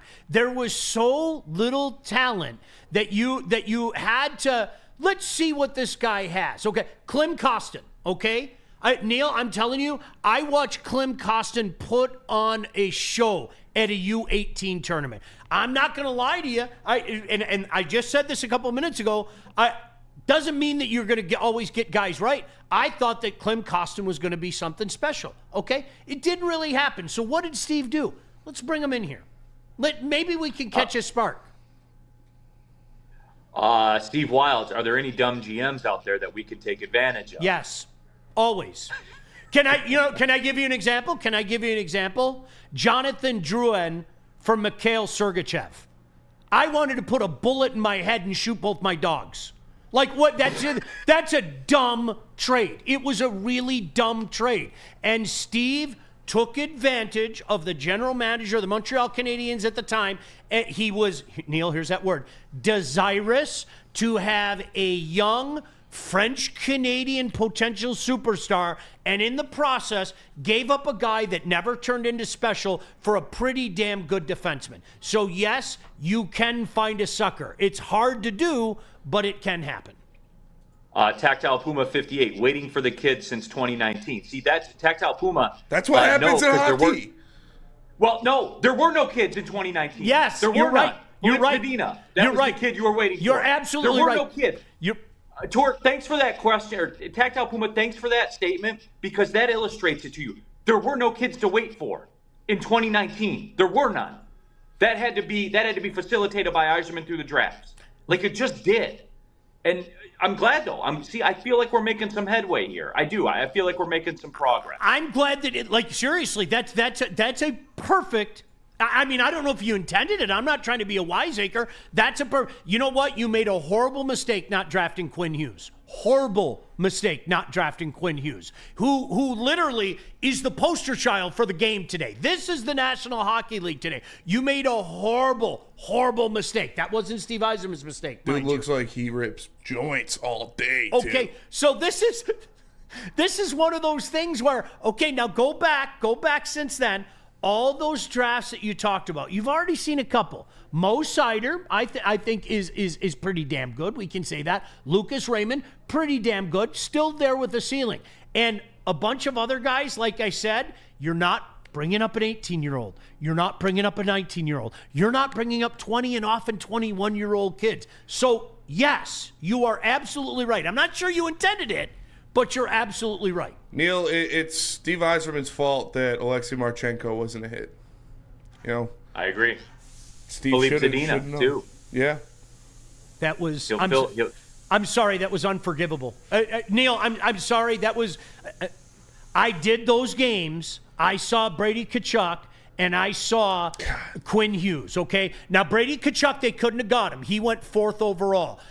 Neil, I watched those kids with my own 2 eyes. They're in your own freaking backyard, and you let that kid go. That's just... I'm sorry, that's unforgivable. That's Stevie's fault. And Neil, Stevie's here's the thing. Neil, here's the thing. A ton of the brain trust of the Red Wings were at those games almost on a nightly basis, and you didn't want to take that kid. It's unforgivable. I'm sorry. And I know people... Tell about Lady Jane's, Benny. I will tell them about Lady Jane's, because, you know, if you are upset that Steve Yzerman drafted and cultivated Philip Zadina into what he is, then I don't know. You don't know what you're talking about. But they do know what they're talking about at Lady Jane's. They are the best haircuts in the game. Get an award-winning haircut from one of our lovely, talented stylists. Hot leather neck shave, scalp massage, hot towel treatment, all that good stuff. 7 days a week. Walk in anytime. Lady Jane's haircuts for men. It's wicked awesome.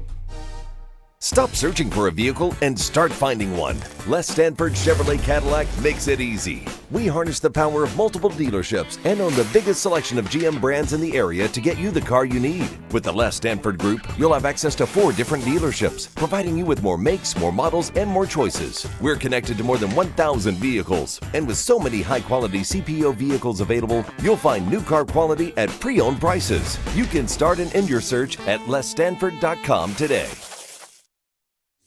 Big injuries, big news. Twice a week, Dr. Jeff Pierce from Michigan Sports and Spine joins Woodward Sports Network for the Injury Insider Report. Big D Energy Tuesdays at noon, and Ermanni and Edwards with Maz Thursdays at 3:30. Get expert analysis and in-depth breakdowns on the latest sports injuries from the man trusted by top athletes in the community, like D-Mac. Whether it's the Lions, Pistons, Tigers, or Red Wings, Dr. Pierce talks us through it all. Don't miss the Injury Insider Report with Dr. Jeff Pierce, your go-to source for understanding the impact of injuries on the games and players we love. Only on Woodward Sports Network. Scan the QR code on the screen or go to MichiganSportsandSpine.com to see if Dr. Jeff Pierce can help you. All right, Woodward sports fans, whether you're hitting the game or simply just chilling, Jars Cannabis has you covered. I can tell you what, if Quinn Hughes was a Detroit Red Wing, he would love Jars Cannabis. I can tell you that. Jars is home to Michigan's largest lineup of recreational cannabis products. They got 27 locations across the state, repping Michigan in a big way. 9 locations are right here in Metro Detroit, so there's always one nearby. If you're in Grand Rapids, Madison Heights, or Milan, get ready. New stores are coming your way soon. Go to jarscannabis.com to see your favorite products today. Get that D-Mac pack. Facts. That was such a great bit. I'll say this. I think that Milan is a little different than the Milan in Italy. That's just what I'm saying. A little different. Just a little Maybe bit. a little bit. We tried to explain that to Justin. We really did. I don't think Justin quite understood that. He didn't know what Milan was. He had no idea. His rich brain could only understand it as Milan. Good process. And then he hopped in the drop-top Jaguar and skirted off 90 down Woodward. Fucking Richie Yeah, Rich. and went to where the boat was docked, and then went out on the lake for Yeah, with a bottle of Petoskey. wine. You know he owns a share of Petoskey, right? He does, yeah. 100%. He does. Back at it, Big D Energy, Woodward Sports Network, Neil Rule, Sean Belizean, Spencer Rachter, KG, all of you in the Woodward Sports chat thread. Just want to clean up this Red Wings discussion. I do want to talk about the Pistons game just for a couple minutes. Somebody had to let you know last night in that game. A tour. I'm not going to argue Steve's time to build should be 5 or 6 years. What I won't deny is that he undeniably did not build a cast of characters anywhere near the depth and focus on toughness of prior regimes. Yes. Sean, yes. That's come on, man. Come on. So can I? It's not NHL right now. It's the same as it was in the 90s and the 2000s. Exact same game. Neil, can I go back to, and I know you love this quote, I'll go back to the last time the Detroit Red Wings won a Stanley Cup, and it was 07-08. And they were bullied by the Anaheim Ducks the year before. They were bullied. That was kind of a throwback team. Again, not to the levels that you just said, Spenny, but they were kind of a throwback team. Mike Babcock came out at the beginning of the year. I was there. And Mike Babcock, as a matter of factly, I don't like to go around quoting Mike Babcock too often, but I thought this one was a pretty good one. Toughness is a choice. You're either going to be tough or you're not. And you know what? That was a team that made a decision to be tough. Now, what changed? What changed between 07 and 08? Was there an influx? Did they bring Proby back? Did Joey come back? What changed? Not much. Not much. You know what? They played tougher. They made that choice. They went and won battles. They finished number 1 overall, and they won a Stanley Cup. Oh, by the way, I might remind everybody, with the guy who was their quote-unquote backup goaltender and Chris Osgood relieving Dominik Hasek in the first round. So, guys, listen. You can lead a horse to water, but you can't make him drink. You're going to make that choice. Do you want to pay the price? And that's where, if you, in the interest to you though, maybe you could say, oh, Steve should have character guys. Maybe, you could say that if you want, but I think you're going to see one tonight. I think when they're ready to go, you're going to see a little bit of that grit and that tenacity that maybe is missing. I don't think maybe is missing from this team right now. And Sean, I'm a little different in, kind of what I enjoy. See, I like goals. They keep score by goals. I think people get too caught up in the toughness thing and the fight thing and all that kind of stuff because they determine the winner of the game by the goals that are on the scoreboard. So for me, like, given the choice between like an enforcer type and a goal scorer, I'm always going to take a goal scorer because that's the way that I operate. So and look, there is a piece that is a component of a team. Toughness, there is a component of a team. But Darren McCarty, who's also on this show, has told you, the man that was the definition of a, quote, enforcer, now had skills, obviously, had goal-scoring skills too, but he will tell you, that time is over, man. You got to have skilled guys. You have to. And they're hard to get. And that's where it is. All right, Randall Smalls did ask a question, Sean. Yes. And I'm curious to get your take on this. And it's legit. Rando says, oh, gosh, quit doing that to me. I want a Pepsi. Gosh, Sam damn. Flannel voice is like porn to me. Oh. Rando Smalls, does the Red Wings franchise leave their players in the minors too long? And Sean, I'll say this. Now, I am uneducated in relation to you and the amount of hockey knowledge that you have. My gut is that, I think they do sometimes. Like when Costa came up, I think he showed he belonged. Like he's a functional NHL player. I mean, it was a short stint, obviously, and they were kind of pressed into it. But I think Rando's question is legit. So I'll ask you that. Because if my uneducated portion of minor league hockey would allow me to say, that would be the one criticism I have. But that's been Yzerman's track record, though. You talked about it the other day with Vasilevsky in Tampa. This is Vasilevsky we're talking about. Yeah. The best goalie in the game. He overcooked in the minors. It depends who it is. Honestly, I mean... This guy coming. Everyone is coming. Do you see? I hope we introduce prime Sidney Crawford to like literally the masses. If you prime Cindy Crawford was as hot as it gets. The short answer, I see Neil's right there too. Neil, yes. I agree with Randall. Yes. But I think there are caveats here. Mo Seider was ready, they unleashed him. Yep. Lucas Raymond was ready, they unleashed him. When you go back to Tampa, and this goes back to the starting point thing. Neil, people said to me, well, why did it happen so quickly in Tampa? He started with Victor Hedman and Steven Stamkos. There was no Victor Hedman here. Mm-hmm. There was no Steven Stamkos here. And by the way, they were both not ready for primetime versions of themselves, okay? We didn't have that here. But yes, that has been a concern of mine, Randall, I think for years. If a guy's ready, he's ready. Now, some of the names that we've thrown out there in the past ended up embarrassing themselves. The one that comes to mind was Teemu Pulkkinen. Do you remember Teemu Pulkkinen? Yep. Teemu Pulkkinen was going to score 30 goals a year. Set your watch to it, okay? This was a guy that I think they knew, okay? The guy didn't have it. And they waited and waited and waited, and then they finally gave him his opportunity. And you know what we all found out together? He didn't have it.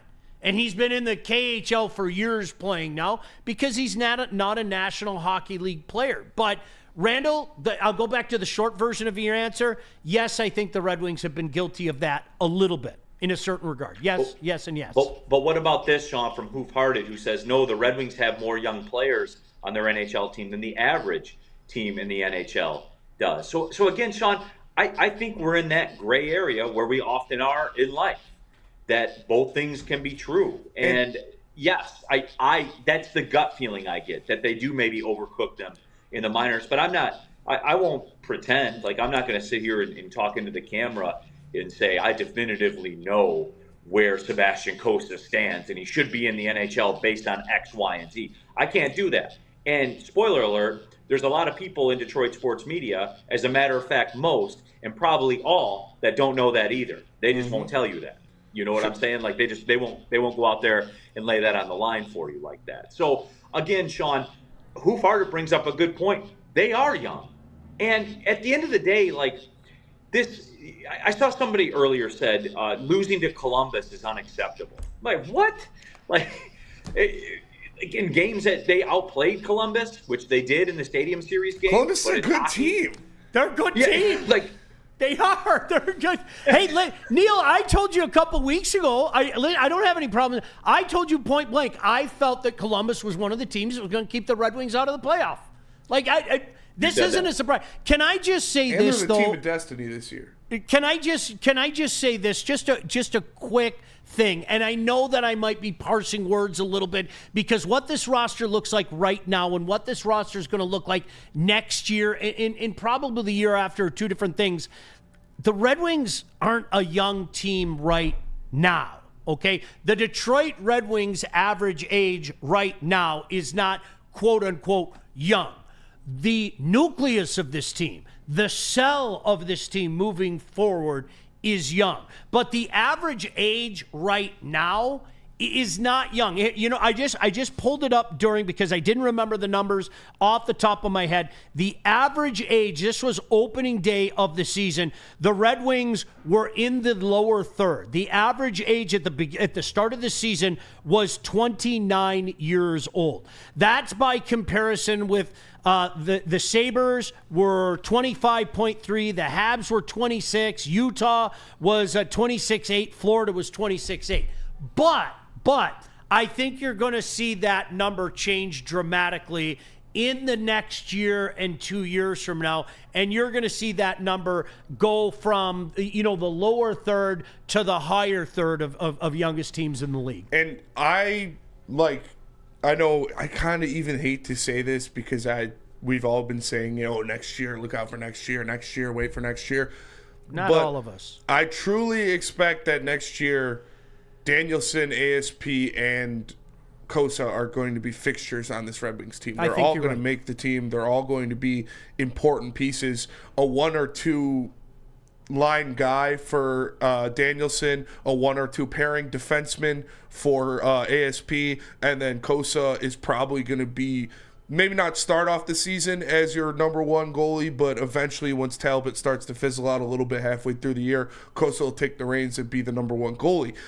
I know that Wings fans don't want to hear that, but that's what it is. And coming into this season, we didn't expect those guys to make the team. You thought maybe Danielson could make this roster if he has another insane, preseason like he did the year before, but he didn't, and it's fine. He needed another year in Grand Rapids. You weren't going to bring ASP directly in from the Swedish Elite League, so these guys are almost ready to go, and I fully expect them to be there next year, and I know Wings fans hate to hear that kind of talk, but it's just the fact of the matter. Neil, and to Spenny's point, you know what's huge about this? Let's fast forward a couple years.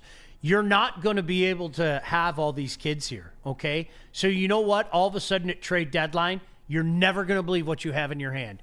You have a huge trade piece. You have a huge trade piece. If there's something that you're looking at, Neil, you're like, this team desperately needs a 2C. We need a 2C right now. We need a top 4 defenseman, okay? You can trade one of these pieces. Oh, by the way, there are also 2 really good, highly touted goaltenders. Yes. Do you think there's a snowball's chance in hell he's going to roll with both of them? No. No way. One of these guys are going to be traded in the next couple years. I've been on record, and I'm not just saying this as a slapdick. I've been on record that I think Trey Augustine will eventually be the quote-unquote goaltender of the future for the Red Wings. I believe that. I believe that hearing it from some people and everything. Even if let's pretend he's not. It's Sebastian. What do you think somebody wants to give up for a Trey Augustine? A lot. Right? Situation in Boston in the last couple of years. You got it. You're putting yourself in a position where you can dictate terms not that long from now. Mm-hmm. And instead of being the team that's trying to, as somebody said, take advantage of a dumbass, you can dictate terms on people. They're not that far away. I see this all over the place. And real quick, just a secondary point of what you said, Sean, and that is what people want at this trade deadline. We need a 2C. We need a top 4 defenseman. We need a goalie that could play every night. You literally have all 3 of them, and they're going to be here next year. So you're not going to mortgage those guys for a team that Steve Yzerman didn't expect to make the playoffs this year. But, here it is. Zach Soap in the Woodward Sports chat. Trade Veleno. I saw other people in heavyweights yesterday and on Twitter yesterday. Veleno, Rasmussen, Kopp, and Gustafson need to be traded. All right. Who's gonna trade for those guys? You think NHL teams are dialing up Steve Yzerman right now and saying, we'll do anything to get Justin fucking Hall on our team right now? Like, come on, guys. If you think they're trash, nobody else wants them. Like, these guys are gonna be out of here soon. The young, literally next year. Lyon, gone. Husso, already gone. Comfer, gone. Justin Hall, gone. You got space. Come on. You know what I would say too, Neil? Like let's say, to Spenny's point, let's say that I really like Joe Veleno. I think there's another level there. What general manager in his right mind would tell Steve Yzerman the truth? Stevie, baby. Honey. Stevie, what do you need? You want a fourth rounder, Steve? I get it. He didn't become what anybody thought. I gotta admit, I kind of like the guy coming on to junior as well. But Steve, I'm not gonna give you a dick for him, right? Come on.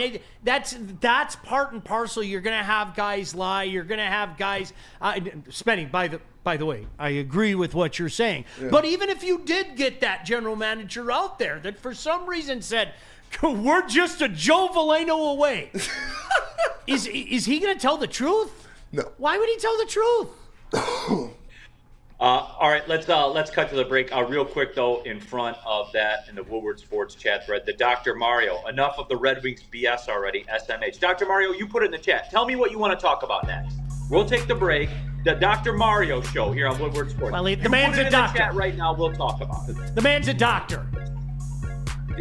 Dr. Mario, Dr. Clappin Cheeks. This is a learning community of doctors here on Woodward Sports. So go ahead, Dr. Mario. You put it out there. We'll serve you, Dr. Mario, like Planet Fitness. The Planet Fitness, everybody. I'm here in downtown Milwaukee. There's one 2 blocks away. There's one less than a mile from the Woodward compound there in Birmingham. They're all over the place. It's the best gym in the gym game. I'll never be a member of another gym. Why would I when I have Planet Fitness? All new equipment rolling out in most of the locations. They already had top-end equipment even before that. But again, the latest treadmills, the latest weight machines, all of it is there for you. Planet Fitness invests in the gym, which means they invest in you. Don't pay $70 a month for a gym membership, everyone. $24.99 a month, less than $1 a day. A Black Card member at Planet Fitness. Use all the facilities, the hydro massage, all of it. It's all there for you. Planet Fitness. Don't pay more money to lift the same weights. Feldman Chevrolet, Michigan's #1 Chevy dealer, is kicking off the game with the best prices on all cars, trucks, and SUVs, like this 2024 Silverado for just $296 a month, or this 2025 Equinox for as low as $371 a month. Our locations in Novi, Highland, New Hudson, Livonia, and Lansing means we have the perfect Chevy right in your backyard. Get the home team advantage every day at Feldman Chevrolet, Michigan's #1 Chevy dealer. Big injuries, big news. Twice a week, Dr. Jeff Pierce from Michigan Sports and Spine joins Woodward Sports Network for the Injury Insider Report. Big D Energy Tuesdays at noon, and Ermanni and Edwards with Maz Thursdays at 3:30. Get expert analysis and in-depth breakdowns on the latest sports injuries from the man trusted by top athletes in the community, like D-Mac. I thought we were doing top Lions, 5 Pistons, today. Tigers, and Red Wings. Dr. Pierce talks us through it all. Don't miss the Injury Insider Report with Dr. Jeff Pierce, your go-to source for understanding the impact of injuries on the games and players we love. Only on Woodward Sports Network. Scan the QR code on the screen or go to MichiganSportsandSpine.com to see if Dr. Jeff Pierce can help you. Love Woodward Sports? Love wearing clothes? Then you should be wearing Woodward Sports clothes. Check out our full line of merch at WoodwardSports.com. Just click on Shop. We have all your favorite designs, like Dan Campbell kneecaps, Woodward Golf, and of course, our own logoed out merchandise. Men, women, infants, kids, all love Woodward Sports. Impress your friends. Impress your boss. Impress your dog. Buy Woodward Sports merch today.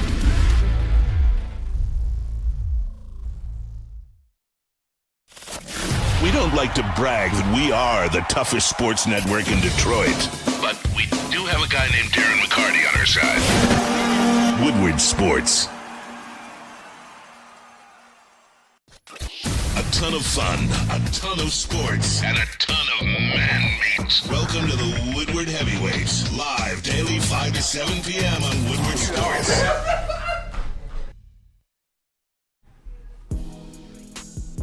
Back at it, Big D Energy, Woodward Sports Network, final segment of the show. Neil Rule, Sean, the Legion, Spencer Raxter, KG, all of you in the Woodward Sports chat thread. Jump into there, get your thoughts in there. Last night, Sean, the Clippers beat the Pistons. Apparently, the Pistons run is over. That's what I've been told. Yep. That's it. It was a good run, everybody. But I guess it's over. Danny G says, "Can I be a doctor?" Yes, you can be a doctor too. Just type it in the chat. Spenny, look, you know I like James Harden. I do. Yep. And he reminded everybody last night, man, he's still that dude. One of the best one-on-one scorers in the history of the NBA. Whole lot of fouls, though, Neil. That's what happens. That's what he does. Yeah, foul baits. Sean Belizean tries to imitate him every day when he throws his trash in the trash can. That's a fact.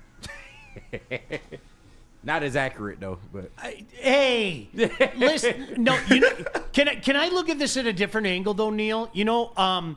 I don't know if you have no reason to remember this. You and I were doing a show maybe in December. I don't even remember when it was. And the Pistons were starting to get coochie-coo, right? Getting a little cute. And it was right after they beat Miami. And nice overtime effort. And then I was like, you know what? I'm going to dial in.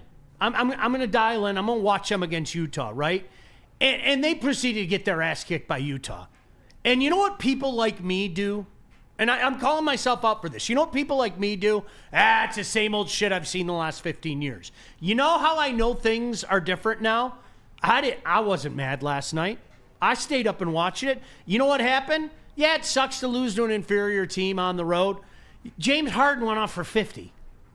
Right? I ain't mad at you. I'm not jumping off the bandwagon now. I think they've put up enough credit, Neil, where maybe, just maybe, the dudes like me who, more often than not, listen, I'm not telling you something you don't already know. I'm watching hockey, okay? But I think they've given enough where now dudes like me aren't going to go, see, it's the same old shit with this team. Yeah. I can't believe I fell for it. I wasn't mad at all. They got beat by a decent team with a dude who's a prime scorer. And it happens in the National Basketball Association. So I'm not going to read too much into it. It doesn't change my thoughts about where this team is in any way, shape, or form.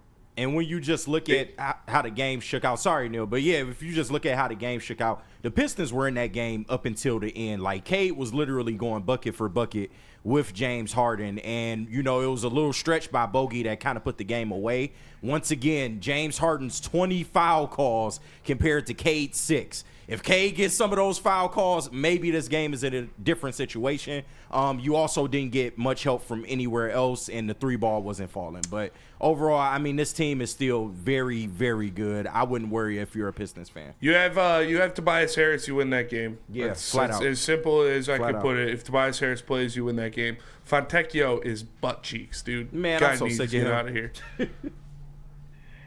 Look at how far we've come, Spenny. Spencer Raxter just looked into that camera and said, if we have Tobias Harris, we win that game. Yep. Yeah. Look how far he's come in a month. He's been. I've said it multiple times now. I've fully apologized to Tobias Harris, and he's playing some of the best ball of his career this year. And I said he is the second most important player on this team behind Cade Cunningham, because his shooting and his playmaking and his one-on-one ability at the 4 spot allows you to play Jalen Duren and Asar Thompson at the same time, because you need someone in the front court that can go one-on-one, can hit an open shot, can create their open shot.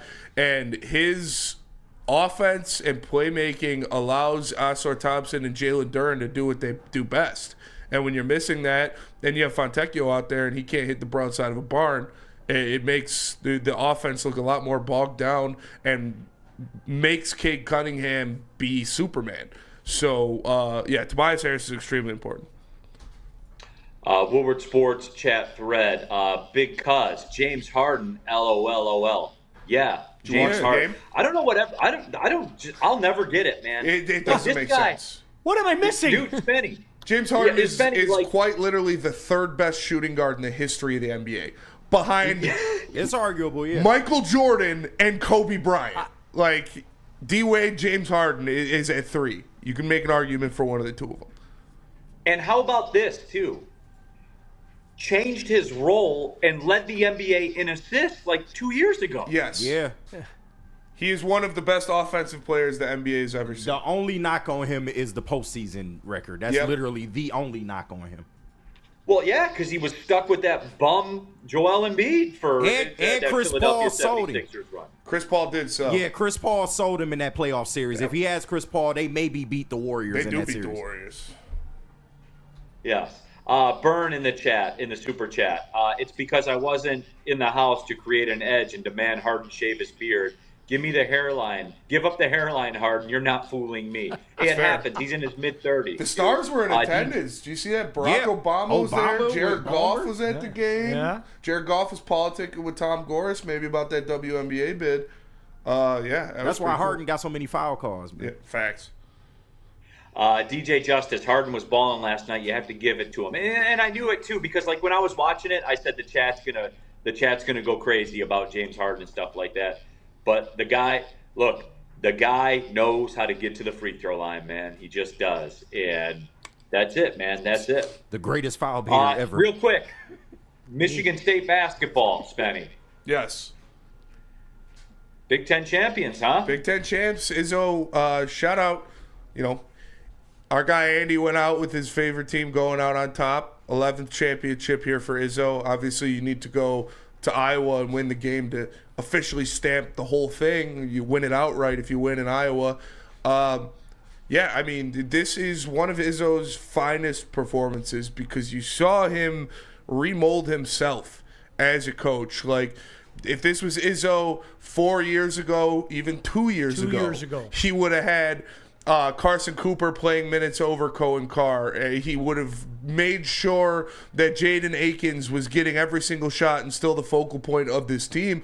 But he allowed himself to say, hey, our freshman is our best player. He's the alpha now. Jace Richardson, this is your team. Cohen Carr, even though he doesn't do all the intangible things that you'd like, he is one of the most important players of this team. We're going to put him out there for an extensive amount of minutes. I talked about how they're the deepest team in college basketball. This is a great run. This is a super Izzo team. So I'm excited to see what they can do in the tournament. And what I love about this team, not only is that they're legitimately going to go 9 or 10 deep in the tournament. Like, the only guy I could see falling out of the rotation is Xavier Booker, but I still think he's going to get his minutes. This guard foursome that they have, all 4 of these guys play lockdown defense on the perimeter. When you look at Jeremy Fears, Trey Holloman, Jaden Akins, and Jace Richardson, they're going to be a problem for opposing teams' backcourts in March. I'm excited to see it. It's exciting, right now, Neil, because I think you legitimately have 2 teams, this team included, who undoubtedly one of the favorites overall, that have a legit shot of going to the Final Four. I believe that. I think both of them do. Perhaps this team has a better chance, but that's what makes it exciting. And Spenny, I know you and I have talked about this. Look, at the end of the day, the ultimate success or failure is determined by how far a team goes. Tom Izzo has set that bar. And that's a bar that I think most Spartan fans accept. So it's going to be exciting to see how deep they go. Woodward Sports chat thread, Zach Soap, Michigan will not go far in the tournament. Big first-round upset, probably. If they're hitting I don't threes, think so. man. Yeah, they won't lose in the first round. They'll win a couple rounds, but I don't know about them going after that.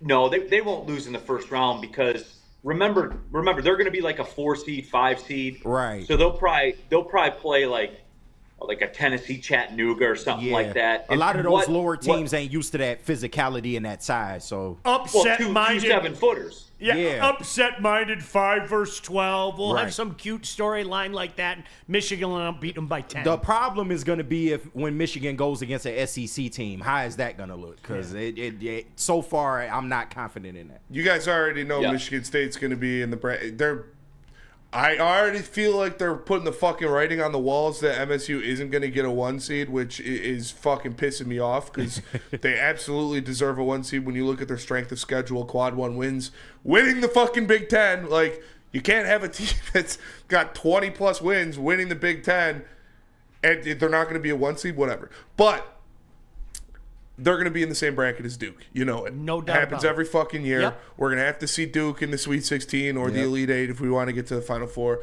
And I'm not worried about it. Cooper Flag, we beat the greatest Duke team of all time with 3 can't-miss top 5 prospects. Kenny fucking Goins. Go have fun with your strippers and your gumbo, Zion. Kenny, hey, we were one of his few offers at Oakland. Kenny Goins, never forget that. Shout out. He chose to walk on at state. Yep. Warren Mott's very own Kenny Goins. Warren Mott's very own, exactly. Spenny, the 1 seed talk though, I would work in reverse. Are you putting them in front of Houston? No. It depends how conference tournaments play out. Yeah. Really, I think they could earn it, but they're going to need help, if that makes sense. It's fair. I think they could earn it, Neil. But, well, let's wait and see how the landscape looks when the tournaments play out. You know what I mean? Could they earn it? I guess so. But I think there's work that needs to go into that resume. And then, but I would follow up and ask, as we sit right now, are you putting them in front of Duke? No. Are you putting them in front of Auburn? No. We're running on a 1 seed. But then, yes, that's who I think the 4-1 seeds should be. I think it should be Auburn, Duke, Houston, and MSU. I see Tennessee getting a lot of float for it. Yeah, Tennessee, Florida, they're around. Alabama should not be a 1 seed. Yeah, those are your two. So yeah, I think that 4th 1 seed will be up for grabs in the conference tournaments. We'll see. All right, that will do it. Golden Grizzlies, Milwaukee tonight, Horizon League quarterfinals. Speaking of March Madness. Good luck, so yeah, Grizz. 8 o'clock tonight. I'll be on the radio call for it. I'll That's be back a sweet in studio pullover, tomorrow. by the way, Neil. What's that? That's a sweet pullover. Yeah, I like this little alternate logo that they're going Yeah. with. The Golden Grizzly, driving for the layup. Real quick, got to sneak a super chat in here.